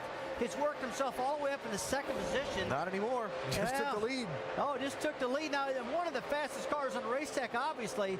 You know, this guy, it's just been tremendous. He won the race yesterday, understands this racetrack. Brad, one other thing that's standing out in my mind also, boy, the 88 car of Dale Earnhardt Jr., he skirted a big-time bullet with that engine overheating. Yeah, he really did, and it looks like he's rock solid and set up for a good opportunity to do the sweep this year. But I tell you what, Jimmy Johnson took a big hit, it looks like, as he came out of the pits there. He's bounced all the way back tonight. He had a great run going early. Looked like he was going to be able to challenge, but he's slowed up in traffic a little bit back behind Elliott Sadler. He's got a fast race car, but he's not as dancing for him. Yeah, something in that long green flag run didn't agree with the 48 car, and something's not agreeing with this 88 car right now. That's first to third in a lap and a half. The car wiggling around a lot. It acts like a tire or something's going down on that race car. The way it was dancing around a little bit. Or he's trying to feel something out. And you know what it always is? You come off pit road after a stop, and the driver says, I got a vibration. Yeah. Shannon, what's on that 88 radio? Yeah, Alan, right now he's just saying that car is so loose. He says he needs more air pressure in that right front. Just not happy with the handling of the car. All right, well, we'll see how far back Junior falls. But from first to third, pretty quickly there, Doc. Lap and a half, he loses the lead and then loses a second spot. Watch the wiggle in the back of the 88 car here. Wow, that's more than a wiggle right there. That's a power slide. Yeah, and talking to these guys from the first race, they saw a little bit of inconsistency as they changed just tires. Didn't make any adjustments on their car, but as the day went on, they found a little bit of that happening, and your car could go from being pretty good to all of a sudden so loose that you couldn't drive it. And it looks like that might be the case with Dale Jr. Now you can look at this shot right here of Greg Biffle. You can see the car in front of him. I think that's Junior that he is sideways. You can see how that rear end just keeps stepping out. That's a terrible feeling here because you are running fast. We've documented that you're running over 200 miles an hour down into these corners, and you have to carry a lot of speed. And if you get over that edge of being loose, then it can create a lot of problems and a lot of stress for the driver. Yeah, he is now running laps in the 43-second bracket, which is 0.6 of a second slower than the leaders and these cars that are moving in on him. Yeah, and just to give you an example, his last lap before he pitted, and he had almost 40 laps on his tires before, was 43.04. So yeah, he's at 43.14 now, and only has a handful of laps on these tires. Wow, look at that right there. That's loose. Yeah, that's when you're begging for a caution and it's not you right there. Yeah, if he's not careful, it will be him. I tell you one thing I'm noticing, guys, Dale Earnhardt Jr. is one of the kings of running up high, but the last couple laps, he's went to the bottom because he's so loose, he might slide up and hit the wall. He's so loose. And as soon as that fuel burns off, he should get a little bit tighter and better, but right now, this guy's definitely holding on for dear life, trying to find out what lane he wants to run. DJ, you mentioned how the car can just abruptly change and go from neutral to loose. I mean, he only pitted 12 laps ago. Yeah, but it's just that, certain sets of tires, and this isn't anything negative to Goodyear. It's just, as we know, they're handmade, and sometimes tires just don't match up to what you have, and certain matchups just don't work for you. It might have just a little bit more stagger or something like that, but it doesn't take much to make that car be just almost undrivable, and that's what we see Junior. And he's been running the middle and the bottom whenever he comes back out on new tires. Wow. And you see him now up on top. That's where he was so good earlier, and now he's got his hands full up there. We heard Rusty talking about how this should improve as the fuel burns off. So why don't we show you how it all works? We got to our ESPN Tech Center, Tim Brewer. Thanks, Jerry. Folks, this is a piece of tungsten right here. This piece weighs 35 pounds. When this fuel cell's full right here, it weighs 140 pounds. Now, as you take this weight and it burns off fuel, it actually goes up here to the front tires and increases the nose weight. And it's not necessarily the nose, it's the front axles that gets heavy. That's the reason when you burn the fuel off the rear of the car, it increases nose weight. That's the reason the car tightens up. Tim, it actually does change the balance on the car by lightening the back of the car and letting more weight be on the front. And obviously that, as Rusty mentioned, will drastically change the handling of the car. Yeah, that, Dale, you talked about how the set of tires may have made him looser. That full tank of fuel may have had more effect on this race car than even the tires because, he was pretty good.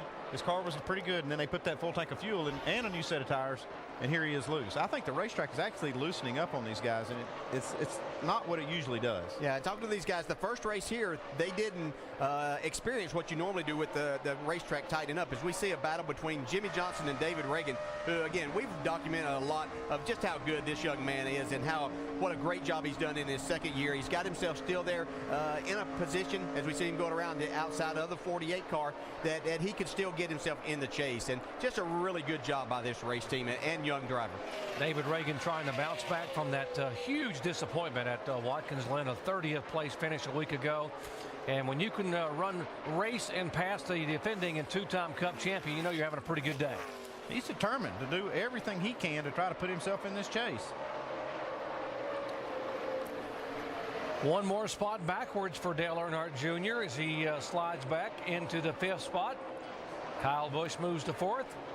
They are chasing Carl Edwards, who has come all the way from 27th starting spot, trying to get his second career win at Michigan. Right now, he's leading them all. Back in a moment. Yeah, he got loose and took you out. He wasn't nothing to do with you. Back in Michigan under caution, scary moment for Dave Blaney just a moment ago. Contact with the 12 car of Ryan Newman, and Blaney's car comes up off the racetrack. They were in the back straightaway, 195 plus miles an hour. Blaney on the bottom. There's Carl Edwards behind him, the leader. That's the contact with Menard first into Newman. Boy, Blaney just got blindsided on that move there. Yeah, nothing he could do. The 15 got into the back of the 12, and that turned him down into Dave Blaney. Well, it still looked like the 12 car was sideways when Paul actually made contact. You see the 12 car come off the corner. It looks like he's out there pretty good, and then Paul catches the back. Well, look at Carl Edwards, the leader, right behind this mess. He had to come all the way down on the inside on the apron area. He got a good view of that one. Wow. Blaney's car got up and popped the roof. Right there. Scrapes the wall and comes right back down. Those roof flaps. Yeah, he was really lucky he was right against the wall there. That's the only thing that kept that car from turning over. And the roof flaps. They're doing their job. Everything worked. Pit road will be open, and boy, I'm sure Dale Earnhardt Jr. didn't mind seeing this caution flag come out to the kind of bear he's been wrestling out there in the 88 car. Yeah, they'll be spinning some screws on that race car when he gets in. Yeah, one guy that seems like they have their car better is Jeff Gordon, who had driven his way back to 4th. Let's go down to Dave Burns. Matt Kenseth gives up 7th position. Rear tire changer Dave Smith will pull a spring rubber out of the rear spring. They'll also make a track bar adjustment. This car is loose and twitchy, according to the driver. Mike. Greg Biffle pretty happy with his race car, talking with his crew chief about adjustments. He says don't change much, just need a little bit more rear grip, just a slight air pressure adjustment on the 16, Shannon. Yeah, Mike, Dale Earnhardt Jr. radioed in and said fix this car. Air pressure track bar, 4 tires for Dale Earnhardt Jr. to try to tighten him up. Jamie. Carl Edwards had as much as a 2.5-second lead on the field. He's going to take 4 tires. He wants to be snugged up just a little bit. That means an air pressure adjustment, and he's down and away, guys.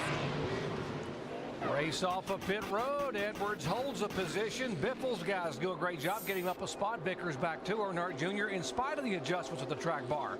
And air pressure gain a couple of spots in the pits. Tony Uri Jr. and company getting it done. David Reagan. How about Jimmy Finning and those boys getting Reagan out in the top 7?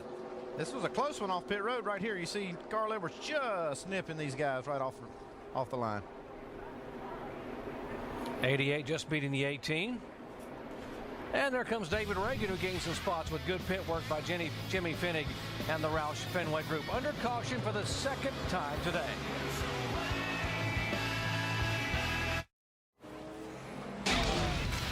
The NASCAR Sprint Cup Series at Michigan is brought to you by Allstate. Are you in good hands? Las Vegas. Crazy time calls for crazy fun. Go to visitlasvegas.com. And by Tinactin. Get boom, tough actin, Tinactin. Let's check out our Allstate Good Hands move of the race. Carl Edwards missing the wreck.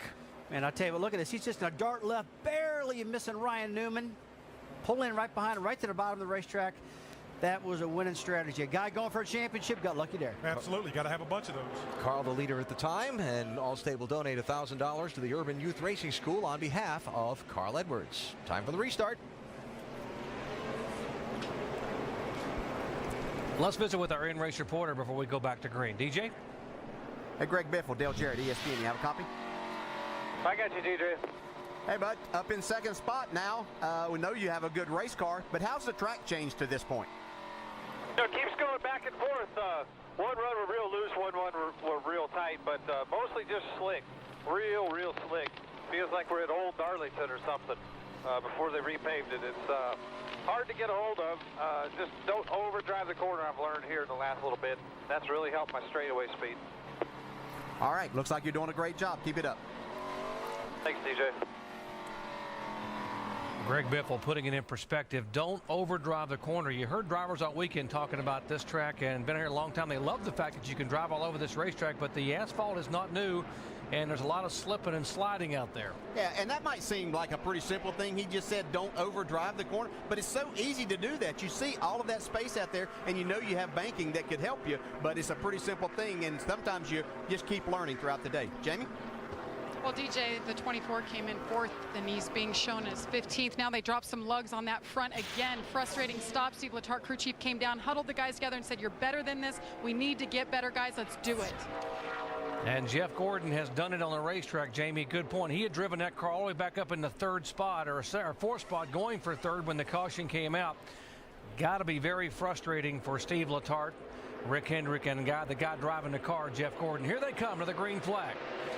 Carl Edwards, who won yesterday, had driven from 27th starting spot to the front of the field. Behind him is teammate Greg Biffle, then Vickers, then Dale Earnhardt Jr. We're going to see if those adjustments on the 88 car are going to help what was a handful for him a while ago.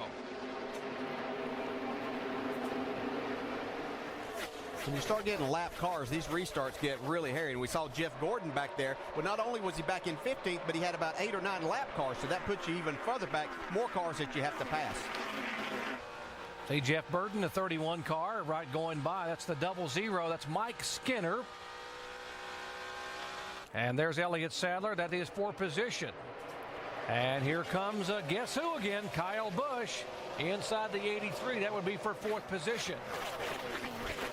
Kyle's car looks like it's really good on new tires, and as they run on. Whoa, got some smoke out of Jimmy Johnson's car.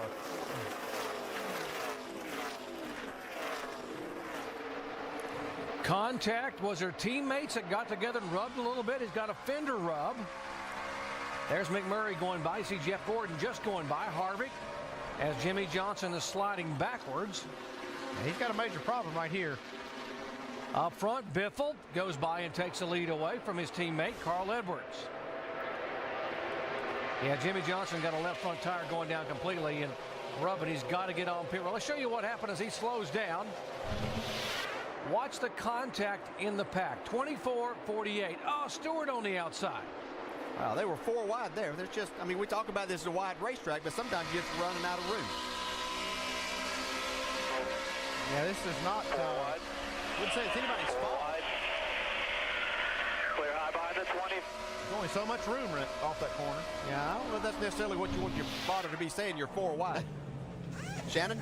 Yeah, guys, as you can see, they're going to go to work on that car, try to fix that damage. Now, Jimmy Johnson's really been struggling with this car. It has been loose all day long. This is one team that was expecting this track to tighten up, and it just has not for this team. Jimmy Johnson will lose a lap in the pits. Now there are 33 cars on the lead lap, and he is one of 7 cars a lap down.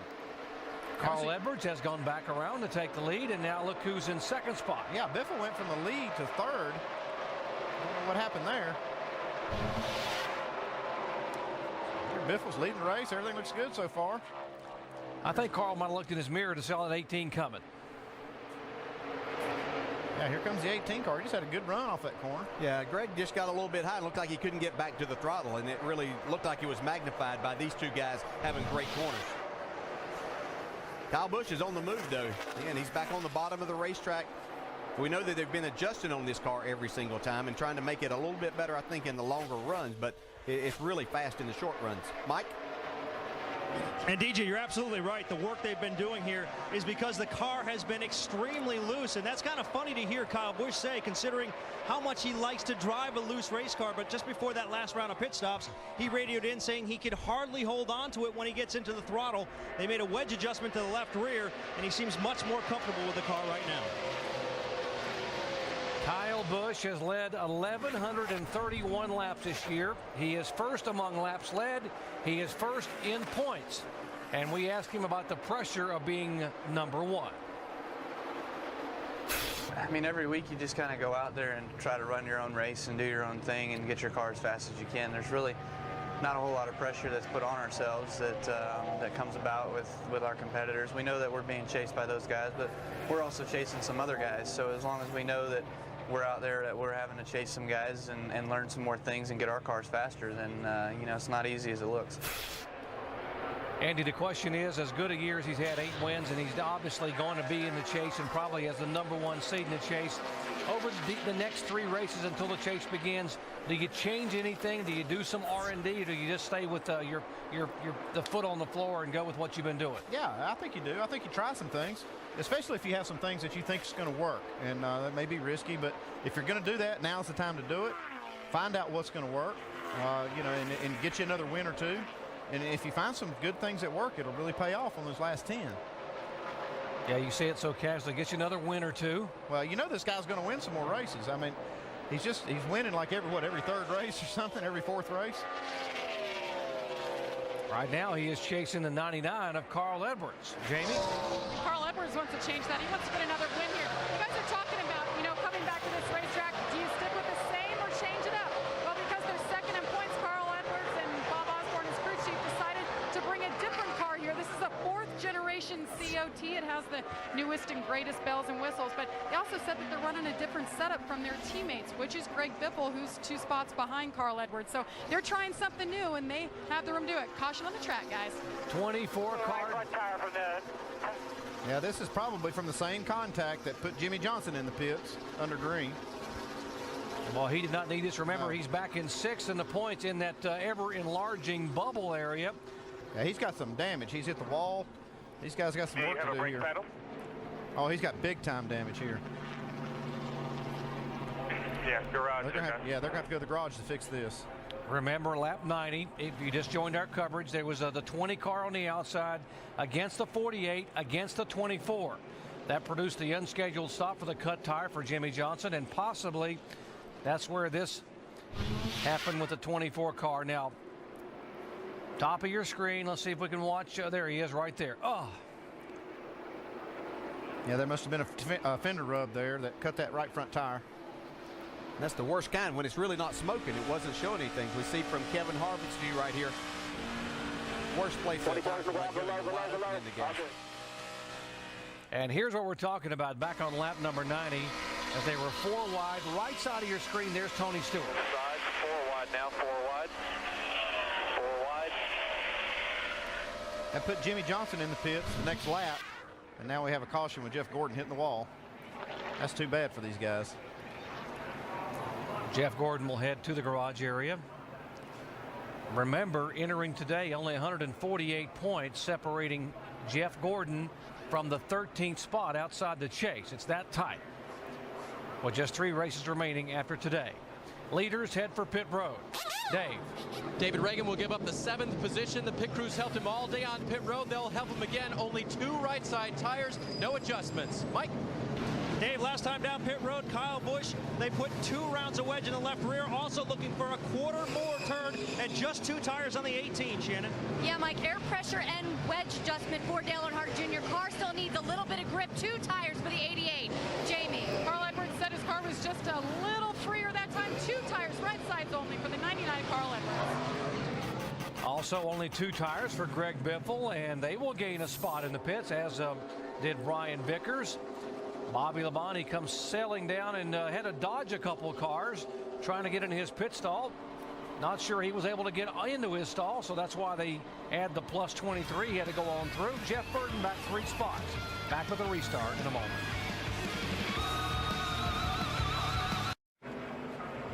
Halfway through today's race in Michigan, we talked about the race to the chase and Jeff Gordon being back in the danger zone starting the day. He was 6th. Right now he's in the garage, and he would only be, as they run now, 67 points to the good heading to Bristol. Mike? And Alan, Jeff Gordon just took a peek at the replay. What'd you see?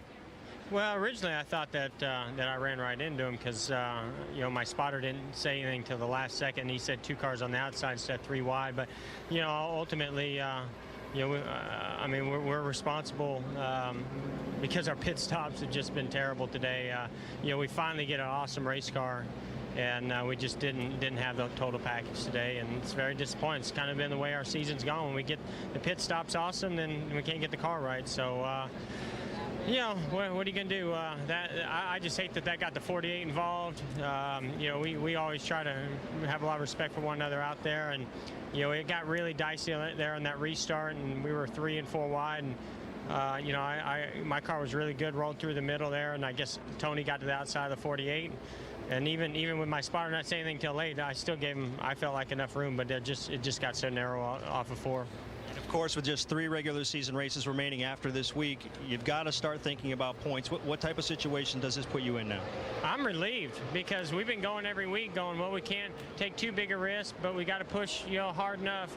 I'm relieved. Now we can just don't worry about anything. Just drive as hard as we can, do everything we possibly can, and just go, you know, all out. That's all we can do, and we'll see where we end up. Well, obviously a disappointed Jeff Gordon, Doc. Mike, Jeff Gordon has won a race every year for the past 14 years, dating back to 1993. He now has a 28-race winless streak going on, and trying to be able to hang into the chase. The season for Jeff Gordon, for you Jeff Gordon fans, you may want to plug your ears. It doesn't sound 39th at Daytona, 43rd at Texas, 29th last week at Watkins Glen, and then who knows today. Can they get this car back on the racetrack? Yeah, but we're going to Bristol next week. We know how good he is. Probably only other 2 people come to mind are Darrell Waltrip and Rusty Wallace, and they're not racing, so he's got a good chance to get it back next week. Yeah, and he had such a good car, as he said here today. Here we go. Speaking of good cars, 99 car, Carl Edwards. Yeah, I'm watching Jimmy Johnson to see how his car is right here. He's right up front with these guys. He's a lap down, trying to get this lap back.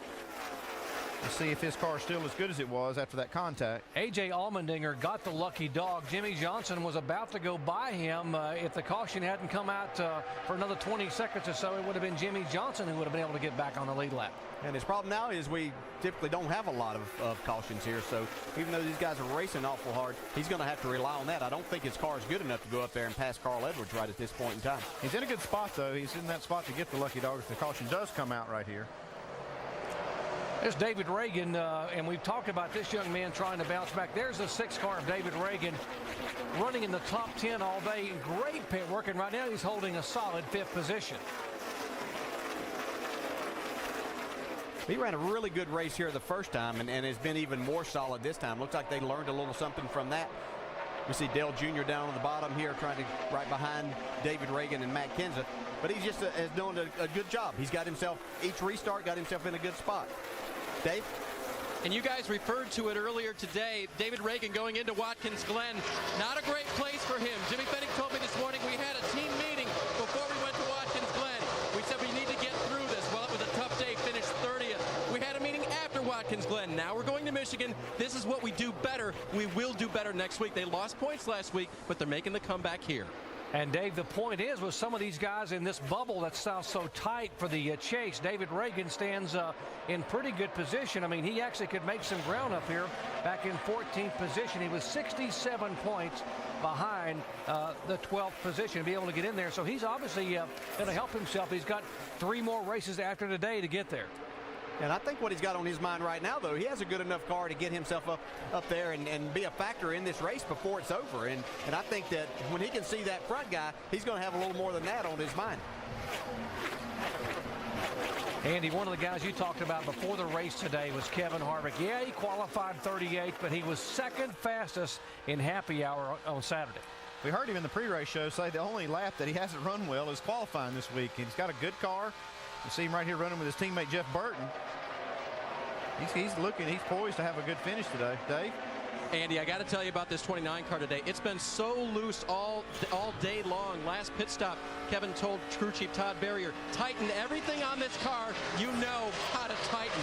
In that last short run, his comment was way better. Good day for the 29 now. Couple of Toyotas tangling for 3rd. Kyle Busch will come out with the position. Yeah, we heard Dave talking about how loose Kevin Harvick is, and everybody has been loose. We heard Dale Jr. say, do whatever it takes to tighten this thing up. He was not the only one saying that. Yeah, and it'd be interesting to see what these guys say about their cars now that they only have 2 tires on it. Sometimes that tends to tighten the car up, so it'll be interesting to hear their comments as they get a little further into these runs. It's like Kyle Busch likes his car. Yeah, bottom, top, doesn't matter right now. They keep making adjustments and making him better and better, and once again, he'll show up at the end of this race up right at the front, as he has many times this year. You just saw Edwards flash by. He's 1.2 seconds ahead of Kyle Busch, who is yet to lead today. There's the 83 of Vickers. Yeah.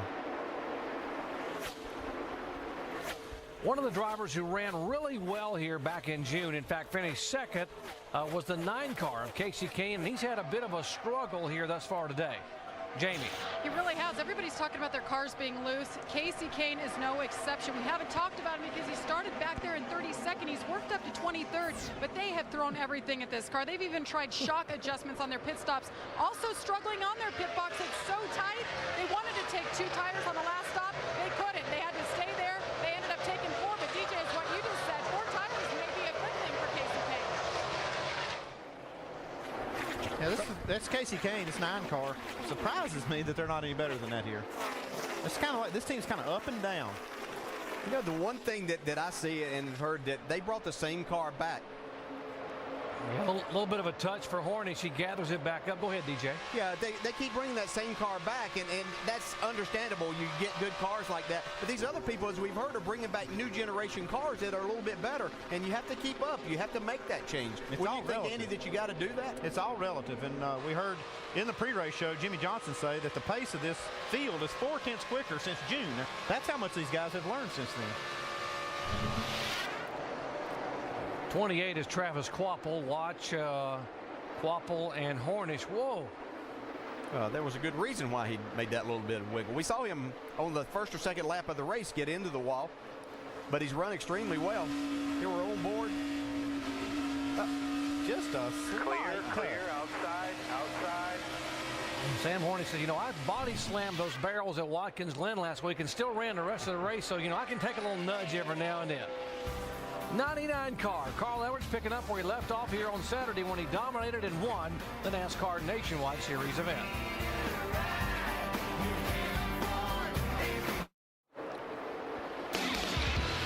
Next week, we head to Thunder Valley in Bristol, Tennessee. There have been 5 different winners in the last 5 races at Bristol. And our man, Rusty Wallace, the all-time winning driver, 9 times he has won at Bristol, Tennessee. And, of course, including 5 times on the high bank concrete. Our coverage of the NASCAR Sprint Cup Series at Bristol, presented by Pennzoil Platinum, coming your way next Saturday night under the lights, 7 o'clock Eastern Time. Kicking off with NASCAR Countdown, Alan Bessick, Brad Daugherty, and of course the man who owned that racetrack for so long, Rusty Wallace, and then our flag-to-flag coverage. Let's take a look at our AT&T Crew Chief Challenge. Now, we ask you, because we are just down the road from the Motor City, which car manufacturer will win today's race? Would it be Toyota, Chevy, Ford, Dodge? Remember, Toyota's never won here. And it was Chevy back in June, and wow, a lot of people think that the GM cars are going to get it done today. They better get busy. Because the closest Chevy to the front is 8th, Jeff Burton right now.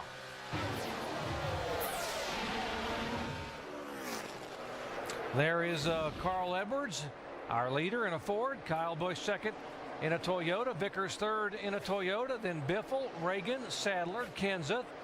Jeff Burton is 8th, and Dale Earnhardt Jr. is back in 9th position. Remember, he had a handful of car. They were going to come in and make some adjustments. Still got to believe he's wrestling a little bit with the steering wheel. Let's listen to some of the communication. DJ, can I explain what I mean real quick? When I'm in the middle of the corner, if you're coming over the radio, they only come over the radio when somebody's just putting their nose somewhere.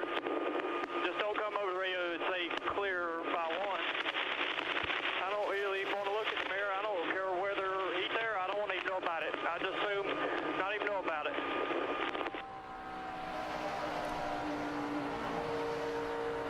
Obviously trying to focus as much as he can. And here moments ago, DJ, he's got his hands full. Yeah, that's more than your hands full. And it's amazing when your car goes away how you get aggravated with just little things. Yeah, he's mad at his spotter. Yeah, somebody telling him something that he really didn't need information for is what he's saying. He only needs to know if somebody is sticking a nose up underneath him.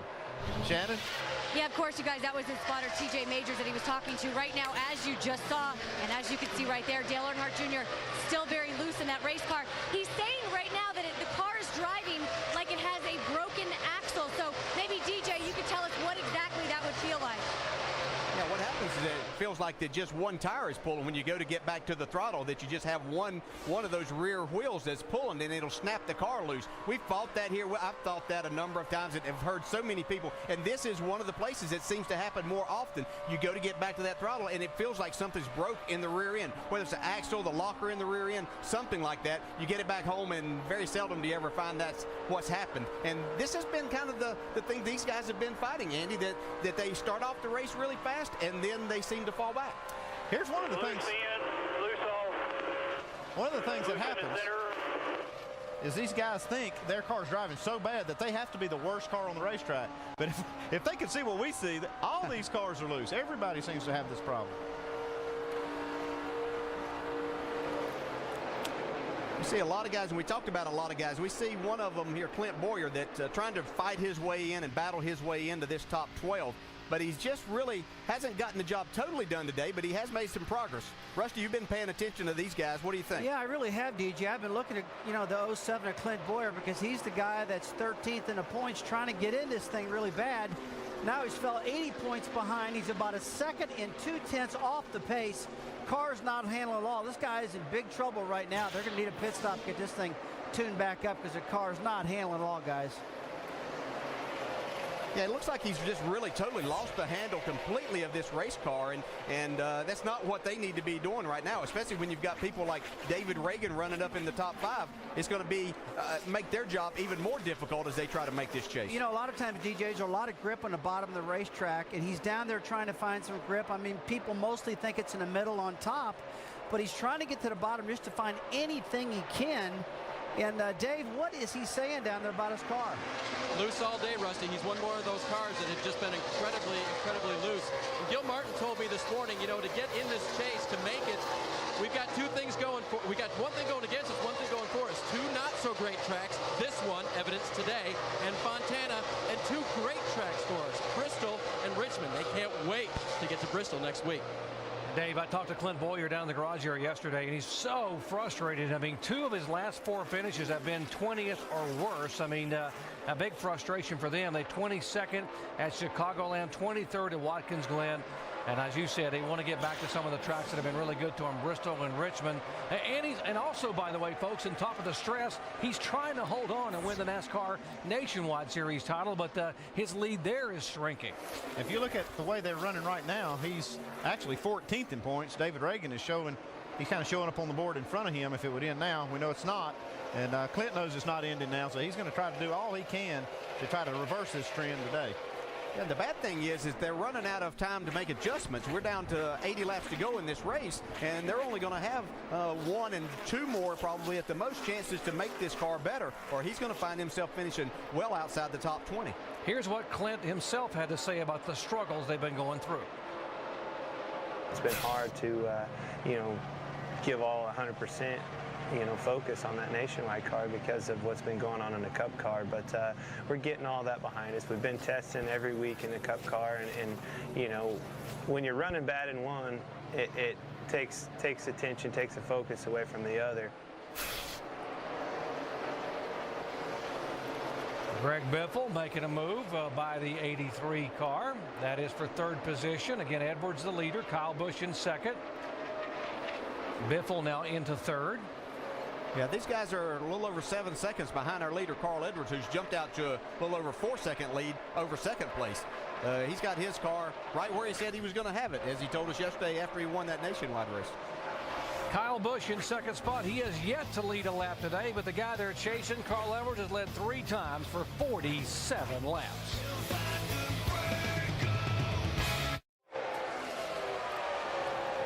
ESPN Sunday Night Baseball presented by Taco Bell tonight 8 Eastern Time. Philadelphia and San Diego. Ryan Howard and the Phillies taking on Adrian Gonzalez and the Padres. Then Monday Night Baseball presented by Holiday Inn ESPN2. It's Lance Berkman and the Houston Astros and their division rivals, the Milwaukee Brewers. That's at 8 Eastern Time.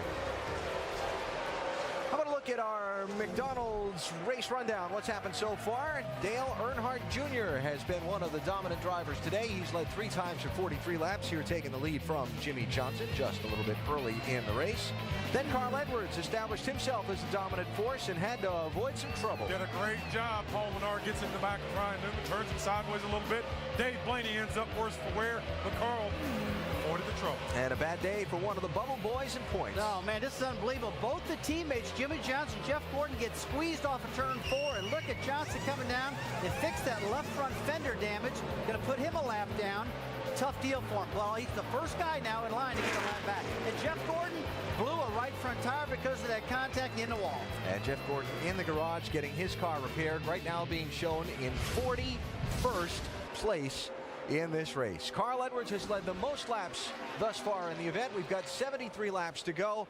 Pit stops, well, if this thing were to run green from here to the finish, everybody should have to stop twice, but that second stop is not going to be for long. It is in question, and let's give a shout out to David Reagan and Elliott Sadler, who started 3rd. He's still hanging around that top 10. David Reagan's running 5th.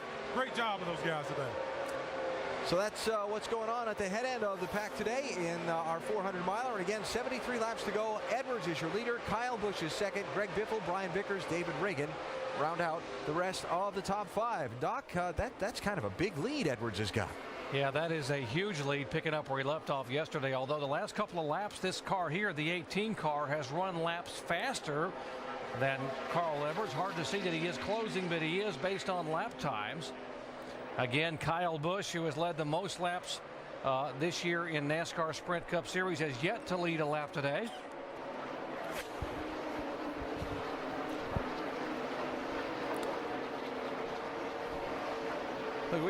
We usually see cars everywhere on this racetrack, and we're just not seeing many away from the wall unless they're going down the straightaway making a pass. Everybody seems to be running literally from 2/3 of that corner up to the top of it. There's just not many guys down towards the bottom, but you can see them spread out a little bit here now. But we've got a lot of guys just right against the wall. I've been watching Dale Jr. the last few laps as he started to make up a few positions, and he is literally right against the wall. It's almost like he's got a little wheel over there that he's using to push against the wall as he goes through the corner. The furthest he's away from the wall is when he goes down the straightaway. And watch as he gets down to this first corner right here. Backs out of the gas, gives himself just a little bit of room here, picks the throttle back up, and he is literally, I mean, that's inches away from the wall.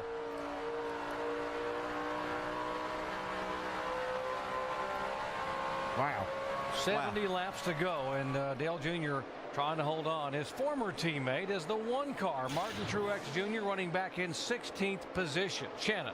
Yeah, Doc, Martin Truex Jr.'s run as high as 12th, and of course you said he's back now. But I want you to take a look on top of the pit box. His interim crew chief, Mike Gricci, is wearing a Hawaiian shirt. Why, you ask? Well, it's in memory of his good friend, Steve Hellwig, also known as Big Guy, who worked on the number 11 Jason Keller Nationwide car, who died on Friday of leukemia. Now, the Hawaiian shirt is something that Steve, Big Guy, would wear all the time, and for the funeral, his family and friends are asking that everybody attend the funeral on Tuesday in Huntersville, North Carolina, wear one of these shirts in memory of Big Guy. So a good friend of Big Guy up here on the pit box remembering his friend today. Shannon, very difficult yesterday when Jason Keller, who's basically that was his car chief, Big Guy, and they were informed yesterday morning that he had lost that battle with leukemia after being diagnosed back in July. Been a tough week for folks in racing, DJ. Yeah, a number of things, and another that we have, Terry Labonte lost his mother-in-law yesterday, his wife Kim's mother. So Barbara Danmeter passed away yesterday, so Terry's here knowing he has to do his job, but our thoughts and prayers are with the Labonte family. Moving in on the next set of pit stops, they were last on pit road on lap 99, should be coming in 7 to 9 laps. There's the margin right there, Carl Edwards and Kyle Busch. Yes, he is catching him, but it's going to be easier to catch him because they're going to come on pit road in about 7 laps. Greg Biffle is there, Vickers, and how about David Reagan hanging right there in the top 5? Back in a moment.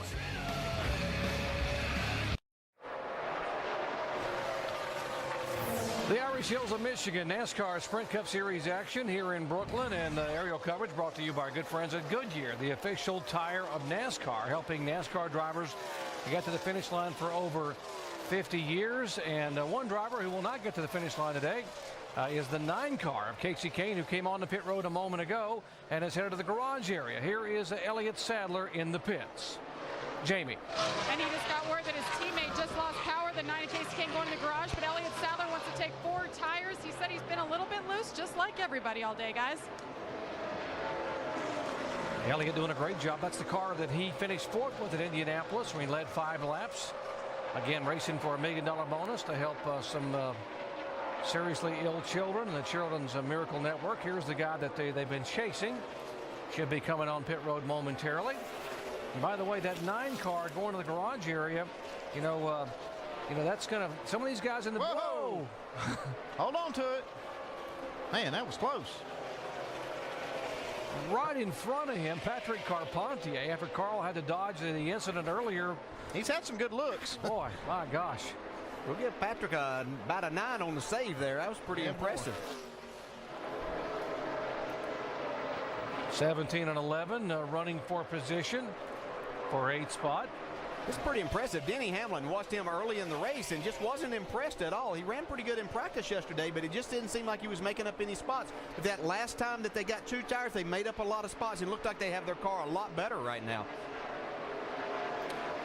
Let's check in on the 17 pits. Matt Kenseth with Dave. And he took 2 tires last time, too. Look at him come off that corner. Listen to the severity of the loose condition today. I know you're doing everything you can, but I mean, we're still so far loose, Chip. We're not even close to being neutral yet. And for the 2-tire program didn't help us there. So far over my head sideways, I can't do any more for you. It's just so bad loose. We just haven't really come close to fixing it yet. That's hard to deal with all day long. We'll see what adjustments they make here in a couple laps. Seems to be the common thing. Carpentier opting to come on pit road after that save he made a moment ago. Yeah, probably a good choice for him. I'm not sure how many more saves those tires had left in them. Yeah, fire back up, There we go. all clear, all He might have needed one of those tow trucks in a box. Dave.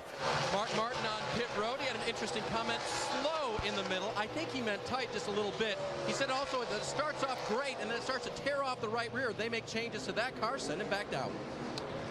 Mark Martin, the winningest active driver here, a 4-time winner. Here comes Biffle in. Vickers in.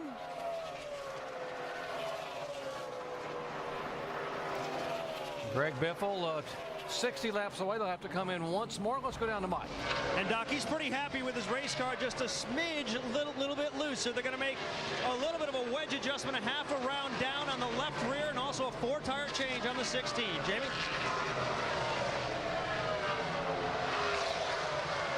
And Brian Vickers in his pit box, they move around to the left side. Great car all day. Brian Vickers, of course, loves running here at Michigan, has had a lot of success. Led a bunch of laps early on.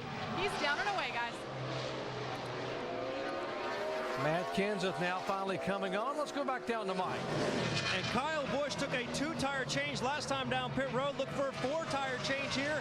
They're also going to make yet another wedge adjustment to the 18 car. Still 2 free for Kyle Busch. Going to work now on the left side as they complete their stop here to Jamie. And Carl Edwards in his pit box. Everything's good. All he wants to know is what line is Kyle Busch running. And so he knows Kyle Busch was gaining time on him running that high line.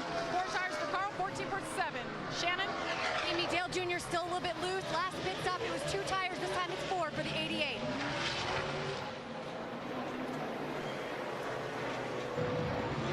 And Kurt Busch making his way down pit road, guys.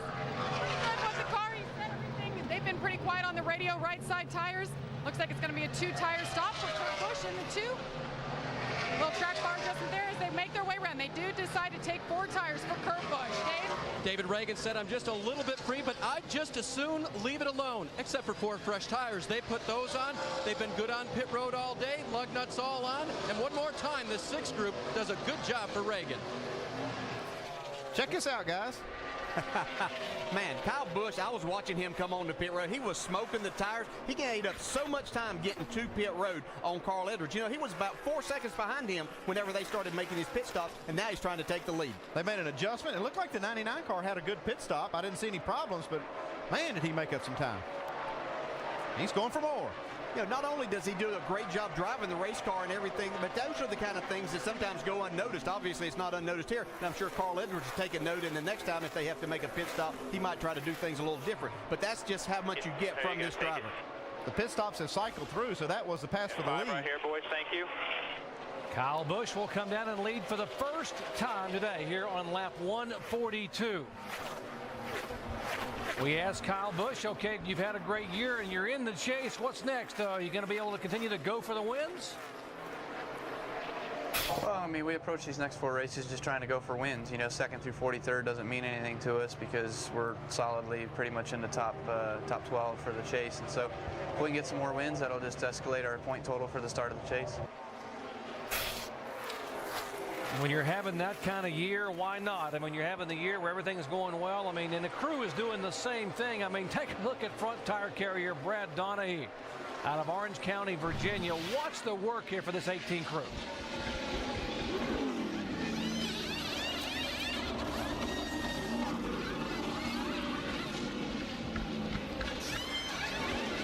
See the great teamwork on this team. Clean pit stop. They actually even changed the chassis. I saw him put a wrench in the rear window. Made a chassis change and still got out there. Might explain now how he made up so much time on Carl Edwards when he came in so far behind. But right now it's Carl Edwards who's chasing him. Kyle Busch, our leader at Michigan. For that spot right now. Passing him. I think. Yep, just passed him. Welcome back to the 3M Performance 400 at Michigan International Speedway, NASCAR Sprint Cup Series action. Kyle Busch is our leader. He is now just taking the lead a little. He had not led until lap 143 today, although it had been the Carl Edwards show. We told you that the day was about bubble drivers. There were drivers from 6th back to 13th, separated about 148 points. Jeff Gordon is in the garage area getting his car repaired. You see Casey Kane is headed to the garage area. He is back. And the big gainers now, David Reagan, who began today 14th in points, is just now sitting 57 points out of the chase. And the driver who's in jeopardy of moving out, well, Mike's standing by with him. And of course, that's Casey Kane, Doc. Coincidentally, he's parked right next to Jeff Gordon here in the garage area. What happened? Just something with the engine. I don't know what it was. It started smoking a little inside the car. And then lost a ton of power and had to pit. So we brought it in. They're fixing it. I think what they can fix. I think we lost a cylinder somewhere, but we'll get it fixed up. We'll try to finish the race and get the most points we can. We hardly ever have engine problems, so it's kind of a weird thing, but the engine shop always does a great job with our Budweiser Dodge. You mentioned getting as many points as you possibly can. There's only 3 regular season races to go. You're pretty much right on that bubble. What's that like? We're right on the bubble for sure, and you know, we were sitting good coming in here, sitting in a good spot, and we're probably about 12th now, I'd imagine, but we can still do it. We have a good team, a good car. We just have to finish these races, and if we do that, we'll be all right. And Doc, Casey Kane's math's pretty good. Right now, he is 12th.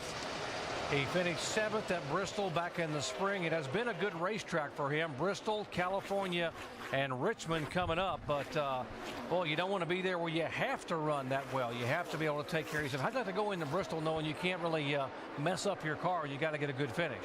Yeah, and, you know, we talk about certain racetracks being tracks that are kind of wild card because things happen. This just shows you it can happen anywhere. Anything can happen with these, and you have to perform each and every week because everybody else is going to, and it just shows this is going to come down to Richmond in just a few weeks. Kyle Busch, 8 wins in 2008. A total of 16 wins in NASCAR, 8 in Cup, 6 in the NASCAR Nationwide Series, and 2 in the Truck Series. Carl Edwards is 2nd, Greg Biffle 3rd, David Reagan in 4th position, and the 83 car of Brian Vickers is 5th, right in front of Dale Earnhardt Jr. Let's check in the Vickers pits. Well, Doc, Brian Vickers 5th right now. You know, he started on the pole, led some laps, but he was just radioing into his crew saying he's losing power on this straightaway. They're definitely not as fast as they have been all race long, so it's something he's keeping an eye on as they continue to fall back just a little bit. You know, how many times have we seen Jimmy Johnson's team have a problem, get a lap down, and luck falls their way, and they come back and contend to win the race? Well, today, they haven't had that luck. Remember, Johnson had to pit under green after that contact with Jeff Gordon and Tony Stewart. It put Johnson a lap down for the longest time. He was the first car 1 lap down.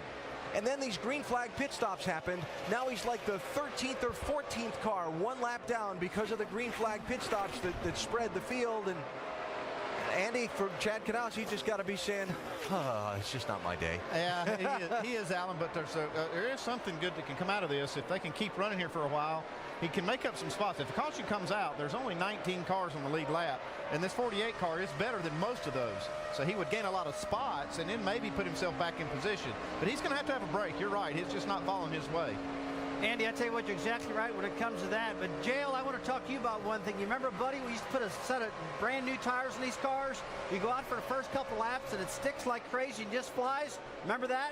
Yeah. I'll tell you what, Kyle Busch, I've been watching him between lap 141 and 149. This guy just took off on those 2 tires, pulled away about 2.32 seconds in the field. Now it's up to 3 1/4 seconds. But as you notice now, the times are starting to stabilize between him and Edwards just a little bit. I'm pretty impressed how hard he drove that car to get away from these guys. And that's a good feel, man, when you got them new tires, you know. That's a great feeling. You're exactly right. But what's going to happen here is he runs on some more laps. That 99 has been the best car on the longer run. So did Kyle Busch abuse those tires? We've thought that before, and he just seemed to keep building on his lead. It'll be interesting to see here, though, if Carl Edwards is able, as he's sideways Carl right there. Edwards, wow. Looks like his car might be a little bit loose, but Rusty, that 18 car, they've been adjusting on that car, and it looks like they've got it where Kyle Busch likes it right now. He's liking it right now. There's no doubt about that. But if you talk about loose, hey, that 99 just won the award for big-time loose. And you know, we talked earlier in the year about how these guys can get these things sideways, and that rear wing seems to straighten them out. Let's take a look at this replay right here because, guys, that was smoking sideways. Take a look at that, DJ. Man, we were on him, and then we got getting ready to get, wow. Now I'm telling you, that's a lot more sideways than what that even looks right there. If you could see that head on, or be where Carl's sitting, I can assure you that's way sideways. And we can see him in the next shot, his hands were turning more right through turns 3 and 4 than they were to the left. Yeah, this is a good angle right here. Let's take a look at it one more time. Whoa, look at that baby step out on him. Good job of gathering it back up.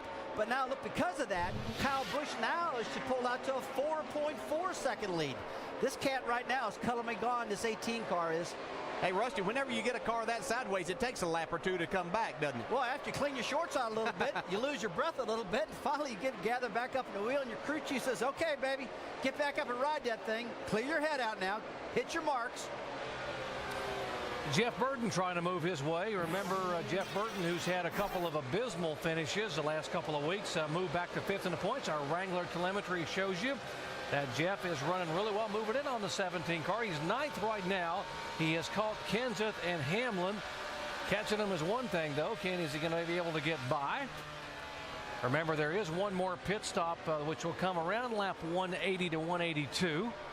You see how these guys barely go back to the throttle in the middle of the corner, and they have to really squeeze it down smoothly. They can't just stab the throttle here when these tires get some laps on. Yeah, they just don't have the downforce back there to help them out, and that's been the biggest difference with these cars is these guys have really had to baby the throttle. We see him racing the 17, who we've heard talk about how loose his car was. A big improvement for the 11 car and Denny Hamlin right there as we see Matt Kenseth trying to go around Denny Hamlin, but that's been a huge improvement as they were running back in the mid-30s earlier in this race as they started back there, but didn't seem like they were going forward, but now they have righted things and got themselves in the top 10.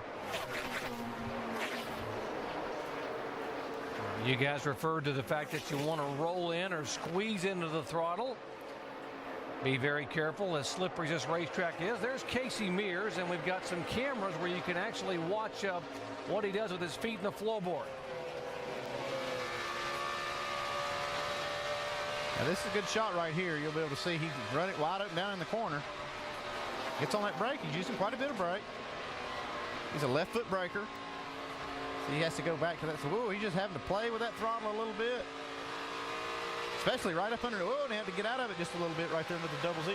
Yeah, that's a great shot right there showing. And this racetrack used to be with the older cars that you could really hammer that throttle a lot more when you had that downforce. We're able to do that. We'll watch him here down in turns 3 and 4 as he tries to go back to the throttle. A little bit of brake there, back to the throttle. Now you're wanting to get to, you say you have to play with that throttle. You're not wanting to. It's just something that you have to do or you're going to spin out. What tells you that you can't mash it all the way down? The feeling in your pants. Yeah. Yeah, you could have your hands full and your pants full if you don't squeeze it real easy coming in and coming off. Right now, they've got their hands full of 23-year-old Kyle Busch trying to get win number 9. And after getting win number 8 with a dominating performance a week ago at Watkins Glen, Kyle Busch sweeping the road races. Yeah, how good is this kid already?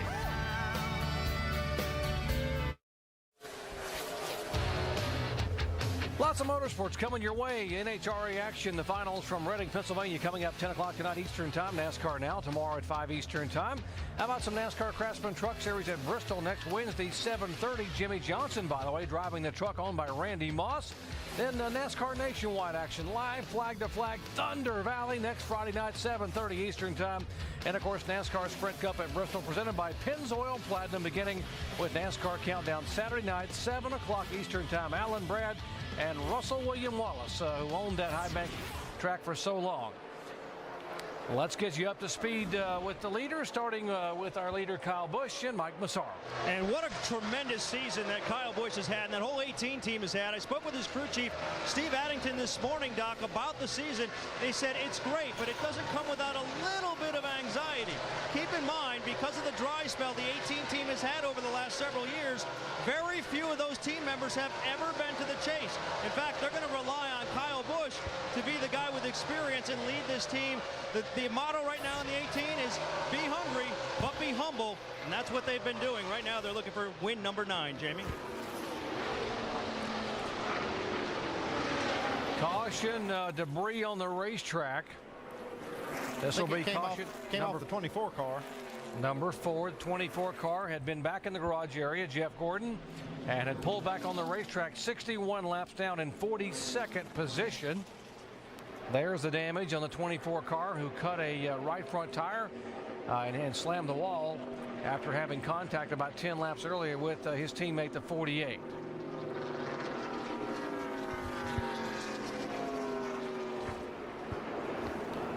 This might be a big break for Jimmy Johnson. He'll be able to race some of these guys now for that lucky dog spot.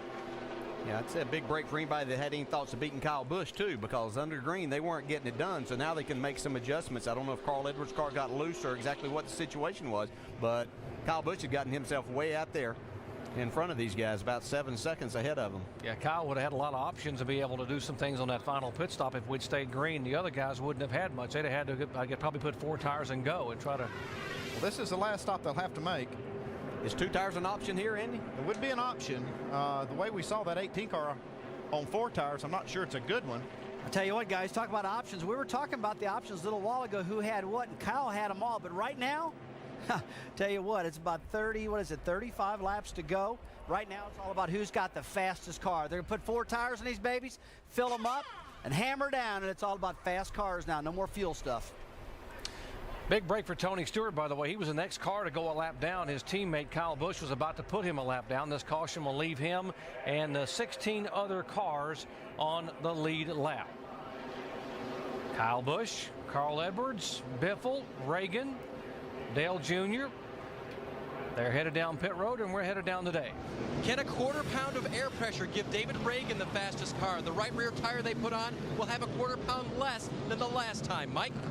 Throughout the course of the day, the 18 team has put in spring rubbers. They've made wedge adjustments, all in an effort to tighten him up. This time, though, he wants to be loosened up just a little bit. Shannon? Well, Mike, Dale Jr.'s been fighting loose conditions all day. It has tightened up, but just in the center. They're going to make a slight air pressure adjustment, and 4 tires for Dale Earnhardt Jr. Jamie? Carl Edwards said this was a totally different race car this stint from the last one. It's wicked loose for him. He was going to take 4 tires and a big wedge adjustment for the 99. Vickers up 5 positions. You see Kyle Busch back a spot. 11-second pit stop for David Reagan, but by virtue of Vickers gaining those spots, he will be back 1 position to 5.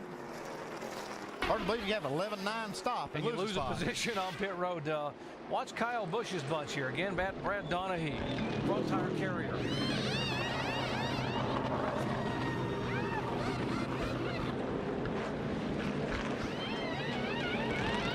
Brad Donahue's favorite movie is Remember the Titans. Said that those guys beat the odds, and we're going to as well. Back in a moment.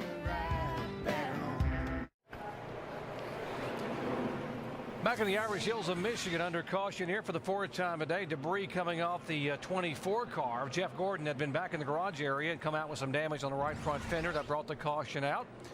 Our leader is Brian Vickers, a 2-tire stop for Vickers, who was the pole sitter today. And also by virtue of winning the pole, he gets the first pit selection. And Andy, that's a big break for, and I guess a just reward if you are the fastest qualifier. It's always an advantage to be the #1 pit guy here. But at this racetrack, they've got that line real close to that first pit box. You see Brian Vickers, all he has to do is just roll and he's across the line. So they're finishing up that right side stop, and here they go. He gets it easily. Yeah, right front tire changer was the first guy off pit road there. Yeah, he did break the plane first. And that shows you how close that line is. Jamie? Well, you guys, they did take advantage of that. Like you said, Andy, they watched the competition, saw what they were going to do, and last minute decided on 2 tires. The entire team watching that pit stop and how they crossed the line first. But Brian Vickers, you know, he radioed in and said that he thought he was losing power. He said it's coming around now. I think he just had a seriously loose car. Thank you, Jamie. Ironically, there have been no pit road penalties this entire race. That is a rare occurrence in a NASCAR race. NASCAR don't have to penalize anyone for coming in too soon or speeding, and we probably just jinxed half the field. Maybe not. That might have been the last stop. Might be. 32 laps to go. Let's let the pace car pull away. Let's listen to the spotters as we go full throttle. Yeah, just close up a little bit. Pace cars in. Ready. Get ready. Ready. Ready. Going. Go. Go. Green flag. Green flag. Green flag. Green. Well, that's 20.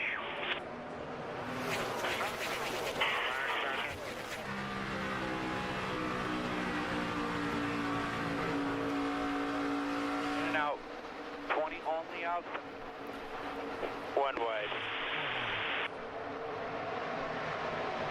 Just a 5 all the way at the bottom, 5 still inside. There, all clear.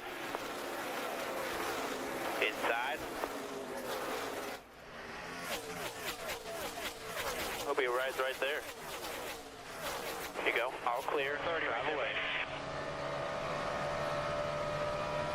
That probably answers the 4 tires versus 2 tires debate, and they were 4 wide a moment ago in turn 2, and getting pushed all the way down to the apron trying to get off the turn, but it's time to go, guys. 30 laps to go, and you're probably done with pit road unless we get a caution flag.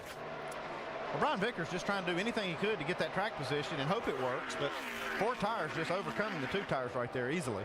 Yeah, I don't think there's any doubt when you put 4 tires on what looked like the best race car of the last run, and you only put on 2, you're going to have a hard time holding him off, because we got to spin.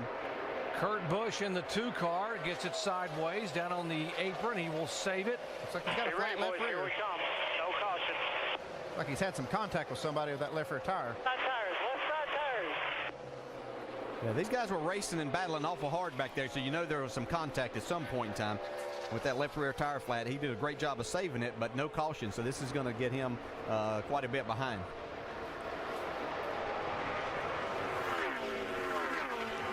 There have been some 3 and 4 wide battles, and they actually were just shuffling on. Now watch on the restart there, top of your screen, 4 wide. 5 wide almost at one point. Almost 5. They are 5 wide. Yeah, that's the contact right there.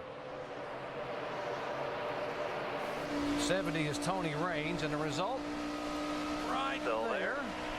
All clear, all clear.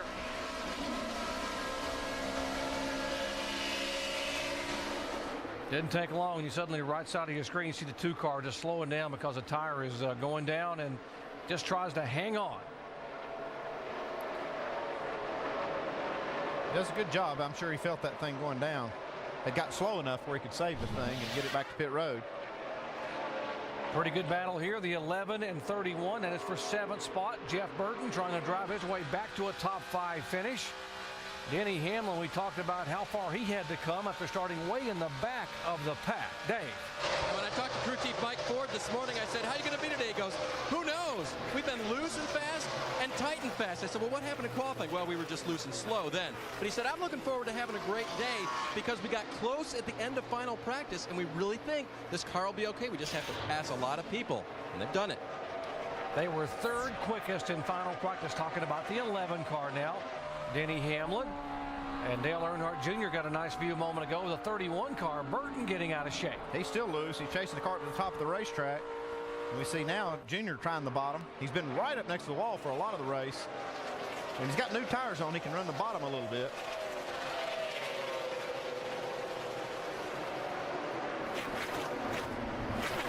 These guys know that they've made their last pit stop unless something happens, and I would say even something happens there, probably a lot of them probably aren't going to come back to the pits. So they're racing hard for every spot they can get. When we look back up front here, Kyle Busch has some company now. Yeah, that last lap, Carl Edwards beat Kyle Busch by about 0.3 of a second. While you watch this battle here with Biffle trying to go underneath Vickers for position, for you Jeff Gordon fans, the news is not good. The 24 car is done for the day. He's headed back to the garage area, and Jeff Gordon will officially be scored, finishing 42nd at Michigan. And that really does hurt in terms of where he is in the point standings. Right now he's being shown 10th. He came into this day 6th overall. He will finish 10th, if not 11th, when the day is done. See right behind this group, David Reagan coming back into the mix here. We've talked about all day how good a job he's done. He's in 5th spot, has a really fast race car. They had an 11.9 second pit stop a while ago. So you got all things clicking like that can make for a good day. And for this guy, just getting himself in that position now, that's the good thing. Is you can start running in the top 5, then good things can happen, and you can start looking at winning. Andy, what about Kevin Harvick? We talked about the fact he was 38th in qualifying, but it was so good in happy hour. Boy, he has just continued to drive this car and kept it there in the top 15. Yeah, he's got it at the top 15, and he's just outside the top 10. He's been trying to claw his way into the top 10. This team's done a great job of just chipping away at it. He's still got some time here to get this car up into the top 10 and maybe get a little bit more, but he's there. Back up front, Kyle Busch, 24 laps to go. Mike. And there may be some trouble brewing in the 18 car as well, Doc. Pay attention to this. Kyle Busch just came over his radio and asked Steve Addington if this set of tires they just bolted on was different. The reason, he said the right front, it feels like it's gone already. And that's a problem, obviously. Well, they're running some awful fast lap times right now. And you get out there, you can abuse that just a little bit, or be interesting to see what happens as we run on. He only has 23 laps to go, but he's got a mirror full of Carl Edwards right Carl's now. all over him here. And if he's got that right front tire, feels like it's gone already in this run, that's probably not going to get better as the fuel burns off. But this Kyle Busch has proven that he can drive around just about any problem. Andy, what do you say to your driver when you hear that? I mean, obviously you're not going to bring him on a pit road, or do you leave him out there and take a chance? Oh, you leave him out there. It's all his right now. Just tell him you got what you got, and you know, you're the best. Show me what you can do here. You just pump him up? Yes, sir. That's all you can do. He still got the lead. Jamie? Guys, right before Mike said that report about the 18, the 99 team radioed to the driver Carl Edwards and said, the 18 sounds like they may have a flat. Just keep your eyes open. That was enough to get him going, guys. He's reeling him in. That's right. These guys want to pounce on somebody when they got a problem, don't they? Yeah, when they're injured or they're wounded or they're having trouble, it gets them all fired up. And Carl Edwards is up on that steering wheel. And sometimes as a driver, you see a guy starting to gain on you a little bit. Then you have a caution out right now. Caution number 5, debris on the front straightaway. See the crew chiefs there. Bob Osborne, right side of your screen, Steve Addington. For Kyle Busch as they are talking to their drivers. Now what do you do? Now this gets interesting right here, because tires can help. And some of these guys, I know the guys at the back of the lead lap are going to come in and get tires. The leaders will likely stay out. If I'm Kyle Busch, and especially since my car's not exactly where I want, I'm going to try to force everybody else's hand right now. If I can come on pit road, put on 2 tires and go back out there, and hope that I get enough of them to come with me. NASCAR safety truck coming down to pick up some debris off one of the cars. Well, we're going to find out what they're going to do. Kyle Busch has had a good enough car, and he still would have almost 20 laps to drive the car back. Just 17 cars on the lead lap, and they're getting ready. The Joe Gibbs team ready to bring him down. Take a look at that right front when it comes off there. Carl Edwards' bunch. Remember, Carl came all the way from the back of the pack. If Kyle Busch comes down pit road, he's likely to bring a lot of guys with him. Yeah, I think Carl Edwards may stay out, but it'll be interesting to see. I think Kyle Busch is definitely coming on pit road. I think Carl might too. Here, watch this. Here we go. Yeah, follow the leader. Pied Piper. David Reagan stays out. Earnhardt Jr. stayed out. Everybody else on pit road. Let's go down to Mike. And there was some apprehension in the voice of Kyle Busch when Steve Addington asked him if he wanted to come. He said, I don't know, but these tires are horrible. They're going to go with a 2-tire change on the right side, just trying to give him a winning set and an opportunity to pick up his 9th win this year. He's away.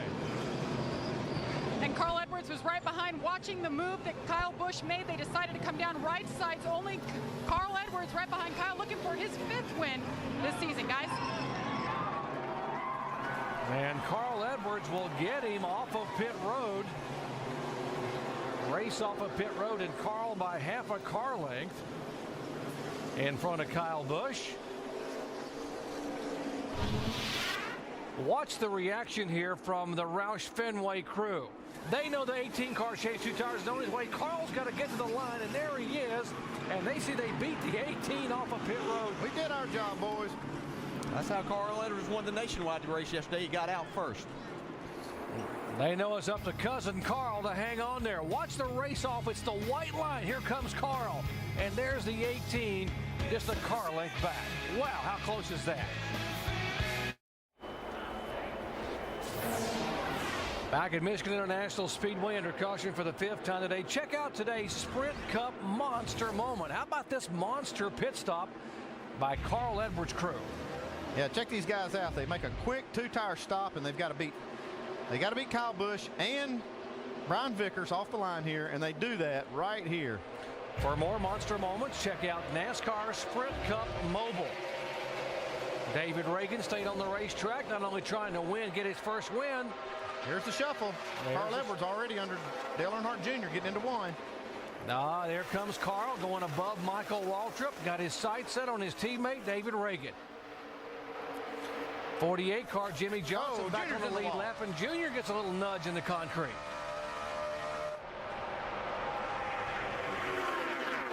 '18 car back in traffic, trying to make his way. Yeah, Junior's in trouble here. He hit pretty hard over there. Yeah, he did. He's up there right way across the racetrack. Up front, Carl Edwards trying to go by Reagan and will take the lead back away with 18 laps to go.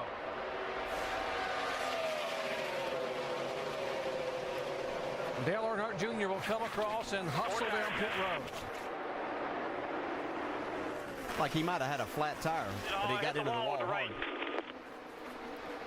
Heavy damage on the right side after Junior had such a good car here the first half of the race. Fender's cleared, let him go. To right.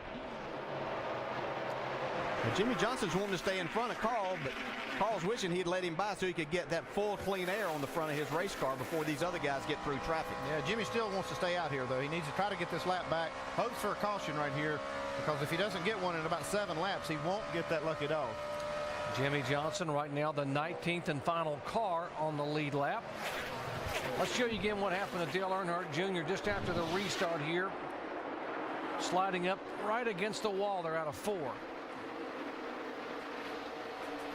Yeah, it hits that seam there where the safer barrier and the concrete come together. See, watch it go, man. Well, that's going to cost something. Yeah, so much for that camera.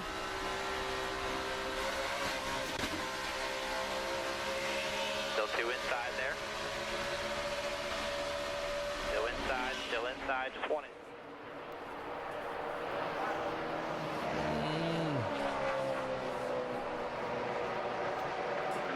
It's going to be another difficult day for those guys, and not a good finish. So we see Carl Edwards has gotten by Jimmy Johnson and pretty much setting sail out front. He's got exactly what he wanted.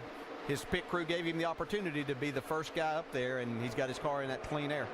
He made the most of it on that restart. He passed Dale Earnhardt Jr. right on the start, and he got himself in position before Kyle Busch could actually get in position to get the lead. Let's check in David Reagan's pit. Dave. Yeah, Doc, remember he stayed out there. That was kind of a bold call. They didn't mean to. Jimmy Fennig had told his driver, if everyone comes in, let's come in and take on 2 tires. I just confirmed that with Jimmy. He said, well, we got what we got now. We'll see how it works out. Right now it's not hurting David Reagan, really. He's running some good lap times. He's staying up there, and he's got himself in a good spot. He was back in 5th before that, so he's in a pretty good position. But we got a lot of battling, a lot of guys here now. Yeah, there's Mark Martin. Mark Martin is there. He's coming alongside Kevin Harvick. Right behind him, DJ, the 11th of Denningham. A lot of point shuffling right there. The 6th, 7th, 8th, 9th, all these guys are racing for a top spot here. Uh-oh, another caution. Turn 3, debris on the racetrack. Probably from the 88 car of Dale Earnhardt Jr. I can assure you that's not what Carl Edwards wanted. He didn't want to have to deal with it. Neither did Bob Osborne. No. He did not want to see this caution. 13 laps to go. Steve Addington, his guy, not able to run down the 99 car like I thought they might be able to, coming off a pit road. Yet, I said so far. Yeah, that's right. And I'm sure David Reagan didn't want to see that caution either, because he had not been on pit road for tires. You know who did want to see it is Jimmy Johnson. Yep. He gets this lucky dog right here. Now he's back in the lead lap. He can start making up some spots. And if you just joined our coverage, it was lap 90 today where Jimmy Johnson was in a 4-wide battle and got bounced off the 20 car of Tony Stewart into his teammate Jeff Gordon, producing a cut left front tire. He had to come down pit road and lost a lap. And his teammate, a few laps later, Jeff Gordon, cut a tire and hit the wall. Now he is back in the garage area. Not a good day for those 2 Hendrick cars. Guys, we'll go 4 tires. Jimmy Johnson's going to get 4 tires to start on the tail end of the lead lap. He's going to be one of the few guys that'll be on the pit road, but there will be some others. And Michael Waltrip's the next car that will be a lap down. Michael's had a good run. He's made the most of it. This is the newest generation car from Michael Waltrip Racing. They had a lot of excitement about what could possibly be today, so he has done a good job inside the top 20. Jimmy Johnson comes down, as does Jeff Burton, Bobby Labonte, and others will set the pit stops and come back with the green flag in a moment.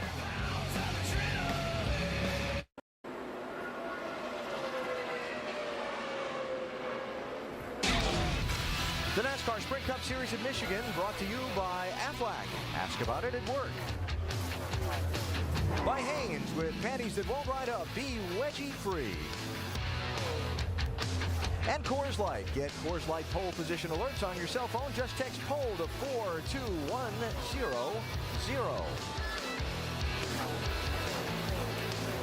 Radio from Kyle Busch as that last caution waved. Well, this is my shot. Yeah, they're going to stay. Everybody will stay here. Steve Addington saying, yeah, don't pit. And yeah, this is Kyle Busch's shot. He's third behind David Reagan and the leader, Carl Edwards, as we get set for restart with 10 to go real quickly. Kyle? Boy, I think Kyle will catch him. I think it's a great opportunity. I like that clean air that Carl's got out front. He's been fast. Here we go, Doc. Oh, it's going to be good. You love this one at Michigan. Pace cars pulling away. Can Carl Edwards become the second driver to sweep Saturday and Sunday in 2008? Kyle Busch did it at Chicagoland. Kyle Busch has got to get by the teammate of Carl Edwards, David Reagan. Remember, Reagan does not have fresh tires. Carl trying to pull away, and Kyle stuck behind the 6 car. Yeah, I think his only chance if he can get to the outside of the 6 car, and he's not even trying to go to the inside. Shows what I know. That's why I'm up here. Okay. He's in second spot. That was big right there to get that to that point that early. Carl's still got a pretty good jump on him. This gives him plenty of time now just to focus on that 99's rear bumper. Don't you think that Carl Edwards isn't looking in that mirror, though? He is up on that wheel right now. Look at David Reagan back on the inside. Fast. Yeah, that's going to help. David Reagan did not take tires and is having the best run of his career. How much does Jack Roush love seeing this for his young driver? Kyle Busch just didn't seem like he could get his car down ever going into turn 3 and on the exit, like he couldn't get back to the throttle. And David Reagan took advantage of that as Kyle gets the spot back now, but he's lost a lot of time to Carl Edwards. Remember, we are just an hour west of the Motor City. General Motors, Ford, and Chrysler. It's all about pride when they come to Michigan. They want to win here. Toyota has never won at Michigan International Speedway in NASCAR, Sprint Cup, or nationwide for that matter. Yesterday it was Carl Edwards in the Ford, and Edwards trying to hold off the Toyota of Kyle Busch here with 8 laps to go.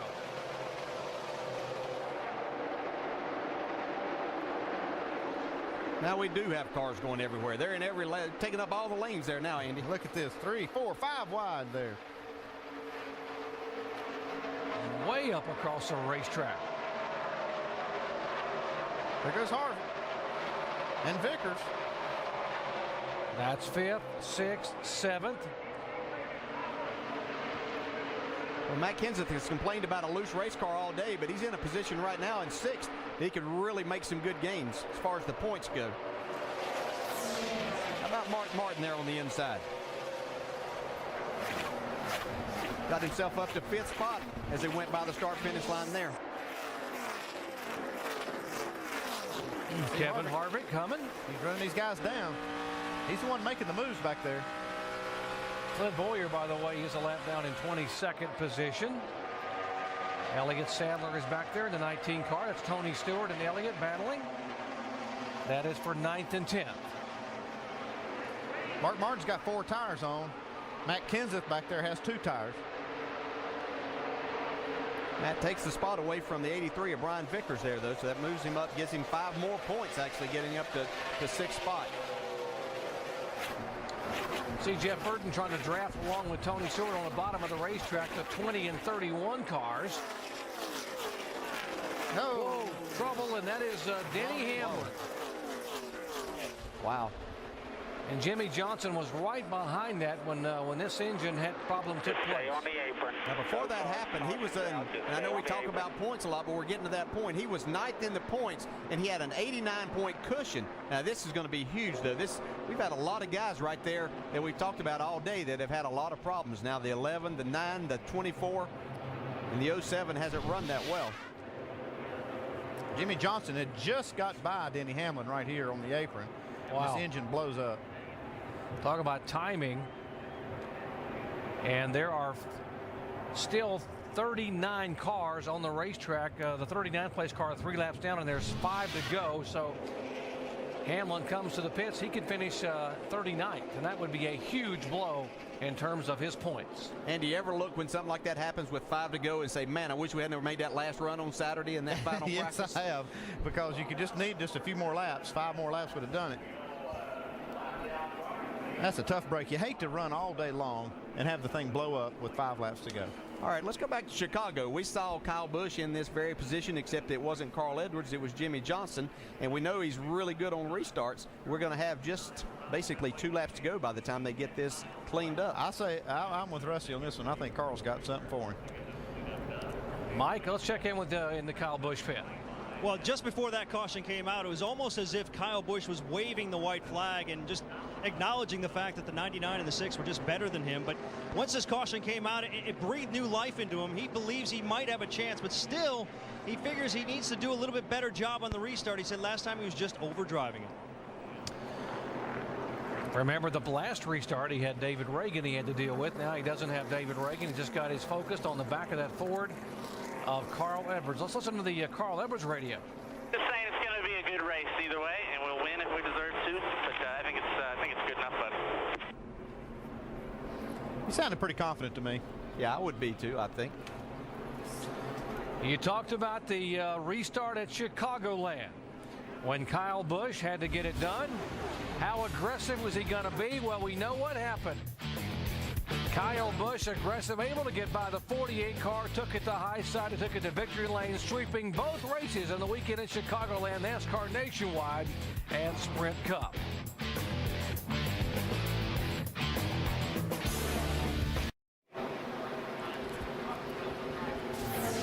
We are setting up for a shootout here at Michigan International Speedway. Brooklyn, Michigan under caution for the 7th time, and the reason for the caution, Denny Hamlin standing by with Dave. He is, Doc, indeed. Denny, talk to us about what you felt behind the wheel and then how you're feeling now. You know this affects the points. Well, we came here with a new engine package, and we're a bubble driver, and we just make stupid choices. We can't keep our cars together. We have dash malfunctions, motor braking. Yeah, at this point, we don't even deserve to be in the chase. Doc? Boy, that's just show you how disappointed that guy is and what they're thinking about here. My goodness. And right now, he is barely in by just 35 points and 12th spot in front of David Reagan. Let's listen to the radio for the 99 car of Carl Edwards. He's been doing on these restarts about 10, 15 car lengths past the start-finish line. He goes and rear ends the car that's been taking that's been lead. So be prepared for that. So consider yourself warned, huh? Last time they had a restart, the 99 had a little insulation there in terms of his teammate. Yeah, but David Reagan didn't have any insulation. Right here, you see how he gets a nudge from Kyle Busch, and I'm sure that's what Bob Osborne's talking about when he tells Carl to be ready. Yeah, Kyle Busch does a really good job of getting to the gas and not spinning the tires on these restarts, and that really helps him. So I'm sure Carl's going to be ready for him. It will be 2 to go as they come down for the green flag. Who will it be? Carl Edwards, Kyle Busch. Toyota's not one ear. Can Edwards pull off the weekend sweep? Fans on their feet at Michigan International Speedway. David Reagan trying to get his career best finish. And Edward just pulls away. Got a great restart right there. The 99 car did. Not going to give Kyle that opportunity to get in his rear end. Here he goes. Biffle trying to get on the outside of his teammate. This doesn't look like it. Kyle has got a strong car on these on the first laps after these restarts. Yeah, it's like he can't get the front tires to grip and go where he wants to go. Jack Roush, who shops for so many years, we're in Livonia, Michigan, so proud of his strong engines. And right now, one stout Ford pulling away from Kyle Busch. White flag. Yeah, he had a good turn. Kyle Busch had a good turn 3 there, but I just don't think that he's got enough. Carl Edwards' car is just too strong, I believe. And these have been the 2 best cars pretty much most of the day. Dale Jr. was fast at the beginning, but for the last half of the race, these have been the 2 best cars. Carl Edwards trying to come down and get win number 5. The all-important bonus points. 10 bonus points per win. Remember, he didn't get the bonus points for the Las Vegas win because of the violation they had with the oil tank cover. Here he comes out of turn 4. And for the second time in 2008, a driver sweeps both events. Carl Edwards will win it Saturday and Sunday at Michigan. Great finish here. Matt Kenseth. Whoa. Jimmy Johnson down in the grass. saves it from going against the wall, and he will come across. And Matt Kinza just did get the 8 car of Mark Martin at the line. And gets him a top 5 finish for it. That's 4 out of the top 5 are Jack Roush cars. Pretty impressive day, and David Reagan there in 3rd. Jack Roush has to be pretty proud of this. He's got to be awfully proud of. And how about that pit crew? Did a nice job of getting that 99 out when the race was on the line.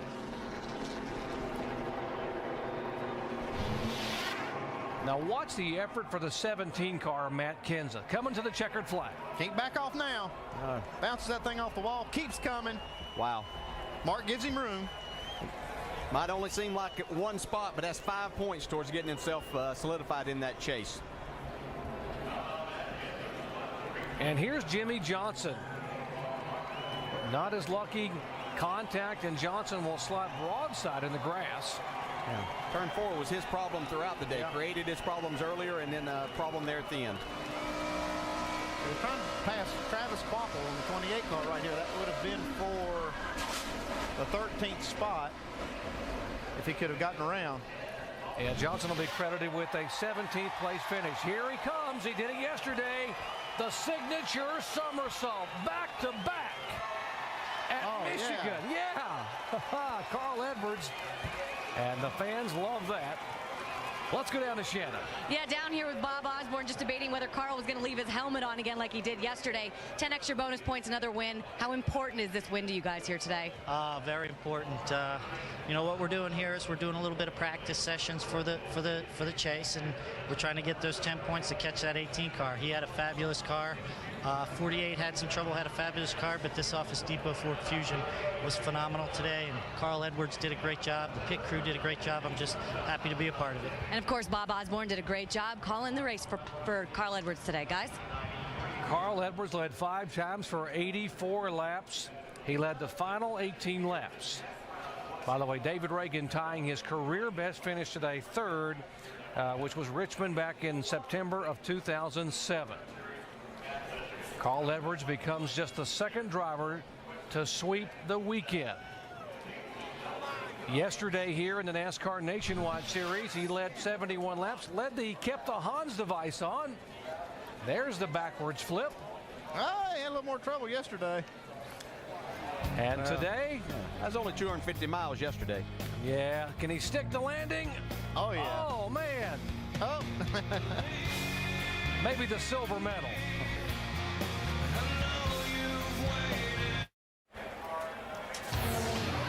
Back at Michigan International Speedway here in Brooklyn, Michigan. What a weekend it has been for Carl Edwards. He turned 29 on Friday, celebrated his birthday, won in the NASCAR Nationwide Series on Saturday, and today becomes just the 2nd driver in the Michigan history to sweep the weekend. Mark Martin did it back in 1993. Carl Edwards, a winner in the NASCAR Sprint Cup Series today. Let's go to Victory Lane and Jamie Little.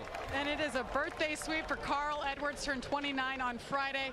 Carl, you avoided some things that could have been a big factor here, plus the caution at the end and trying to hold off Kyle. Take us through your run today. First of all, I have to thank Office Depot, Aflac, Ford Motor Company. Ford's the greatest cars on the road, and I'm glad to be a part of their resurgence. And man, that was just that restart.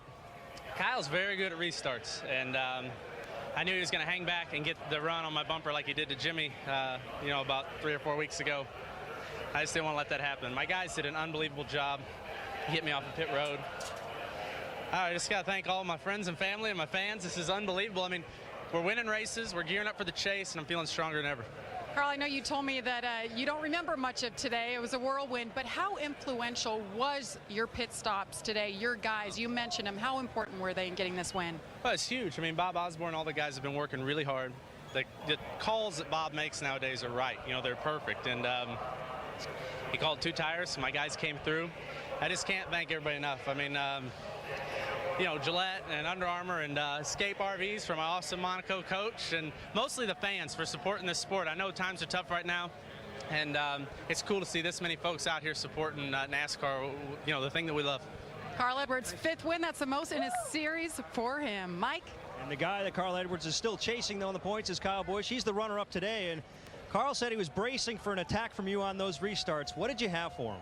Pretty much nothing. He just was able to take off there on those restarts and get a heck of a run through 1 and 2. And once he got that gap, you know, it was just over. But, you know, I got to hand it to Steve Addington and all these guys on this Interstate Batteries Camry. We came here in the spring and weren't that great, and got it a lot better this time around. At least we were competitive. We were up there and we were, you know, leading, and we had that one set of tires that was just special for this thing. And it took off, got the lead and pulled away and was checking out. And then, you know, we put the next set of tires on. It wasn't as good. And then, you know, those right sides, it wasn't as good again. So just unfortunate there, but, you know, we'll take that. At least it's something that we know we can keep up with the 99.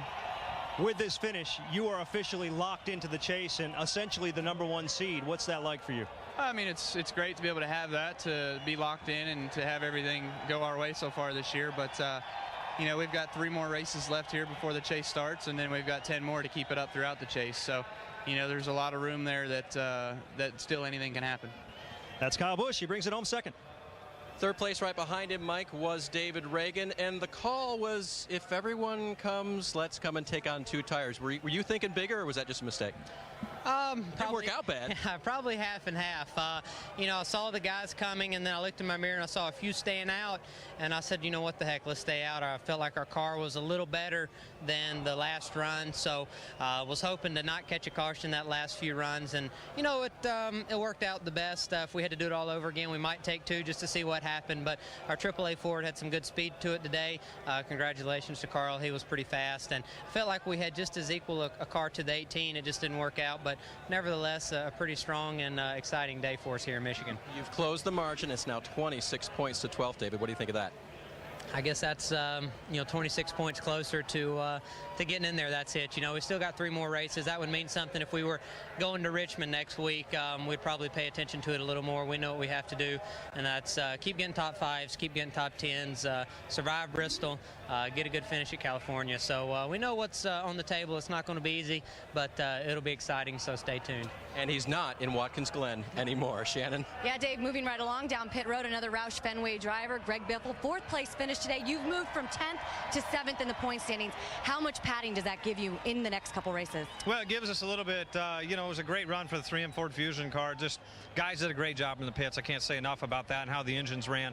But just wish maybe different strategy. Maybe wish we would have stayed out on those tires. It was a game whether what to do. We knew a lot of guys were going to come, and David ended up staying out and getting the lead, and you know, it really worked out for him. He's able to keep his track position. So we're curious if that would have worked for us, but I'm still happy with 4th. You got to talk about your teammate David Reagan and the run that he had today. How impressive was that for that young man? Oh, it was a great run. You know, we were just a little bit faster than he was. I saw him in 4th, and we could put a little distance on him every green run, but I knew he was right there. And then once he stayed out on the stop and got in front of us, we needed about 5 more laps to do him, or to try and get to race with him. But he did a great job. He kept the car under him all day, and good top 5 run for him. All right, great run for all the Roush Fenway drivers here today. Mike? Yeah, and another one of those Roush Fenway drivers is Matt Kenseth at the top 5. How would you assess the day overall? It was a struggle. You know, we really struggled all day. I mean, we ended up with a good finish, but we really, you know, the crew guys, overall guys, green flag stops or yellow flag stops, you know, Chip calling the race and making good adjustments is what got us to finish. We really didn't run good at all. So all my teammates whipped up on us, and we probably had a car that could have won in the spring. So I'm just disappointed with how we ran, really. You've gone through some highs and lows points-wise over the last 2 or 3 weeks, but right now, 10th with 3 regular season races to go. How do you look at things in terms of the chase? I don't know. I mean, I'm just really concentrating on trying to get running better. We've been, you know, trying to do some testing and you know, trying to, Chip's been doing a good job trying to build some new stuff, you know, get to the next thing that'll elevate our game a little bit. So, you know, right now we're not running good enough to win a championship anyway, so we're more concentrating on trying to get our cars running better and finishing better and running up front. So if we do make it, we can be a contender. Matt Kenseth brings it home 5th here in Michigan, Doc. Mike, 3 races remaining to settle the chase, and Kyle Busch is officially in the chase today. The big winners today, of course, plus 3 spots. Biffle, Harvick, the losers. Jeff Gordon finished 42nd. Casey Keene and Denny Hamlin hanging on. Clint Boyer is there, and as you heard, only 26 points back to David Reagan, who equaled his career best finish today. Guys, your final thoughts on what we saw here in Michigan? Yeah, what a run for Roush. He gets half the field are Roush cars. Half of the top 10.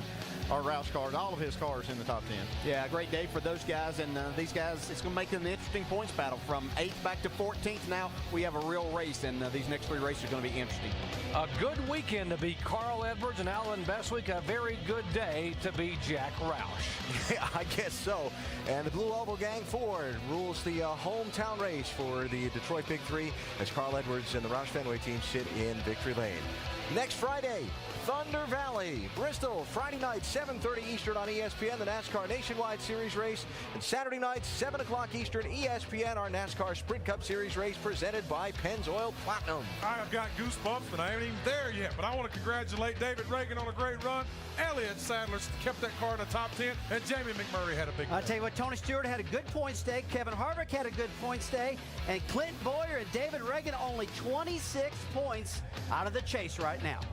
Sports Center is coming up next.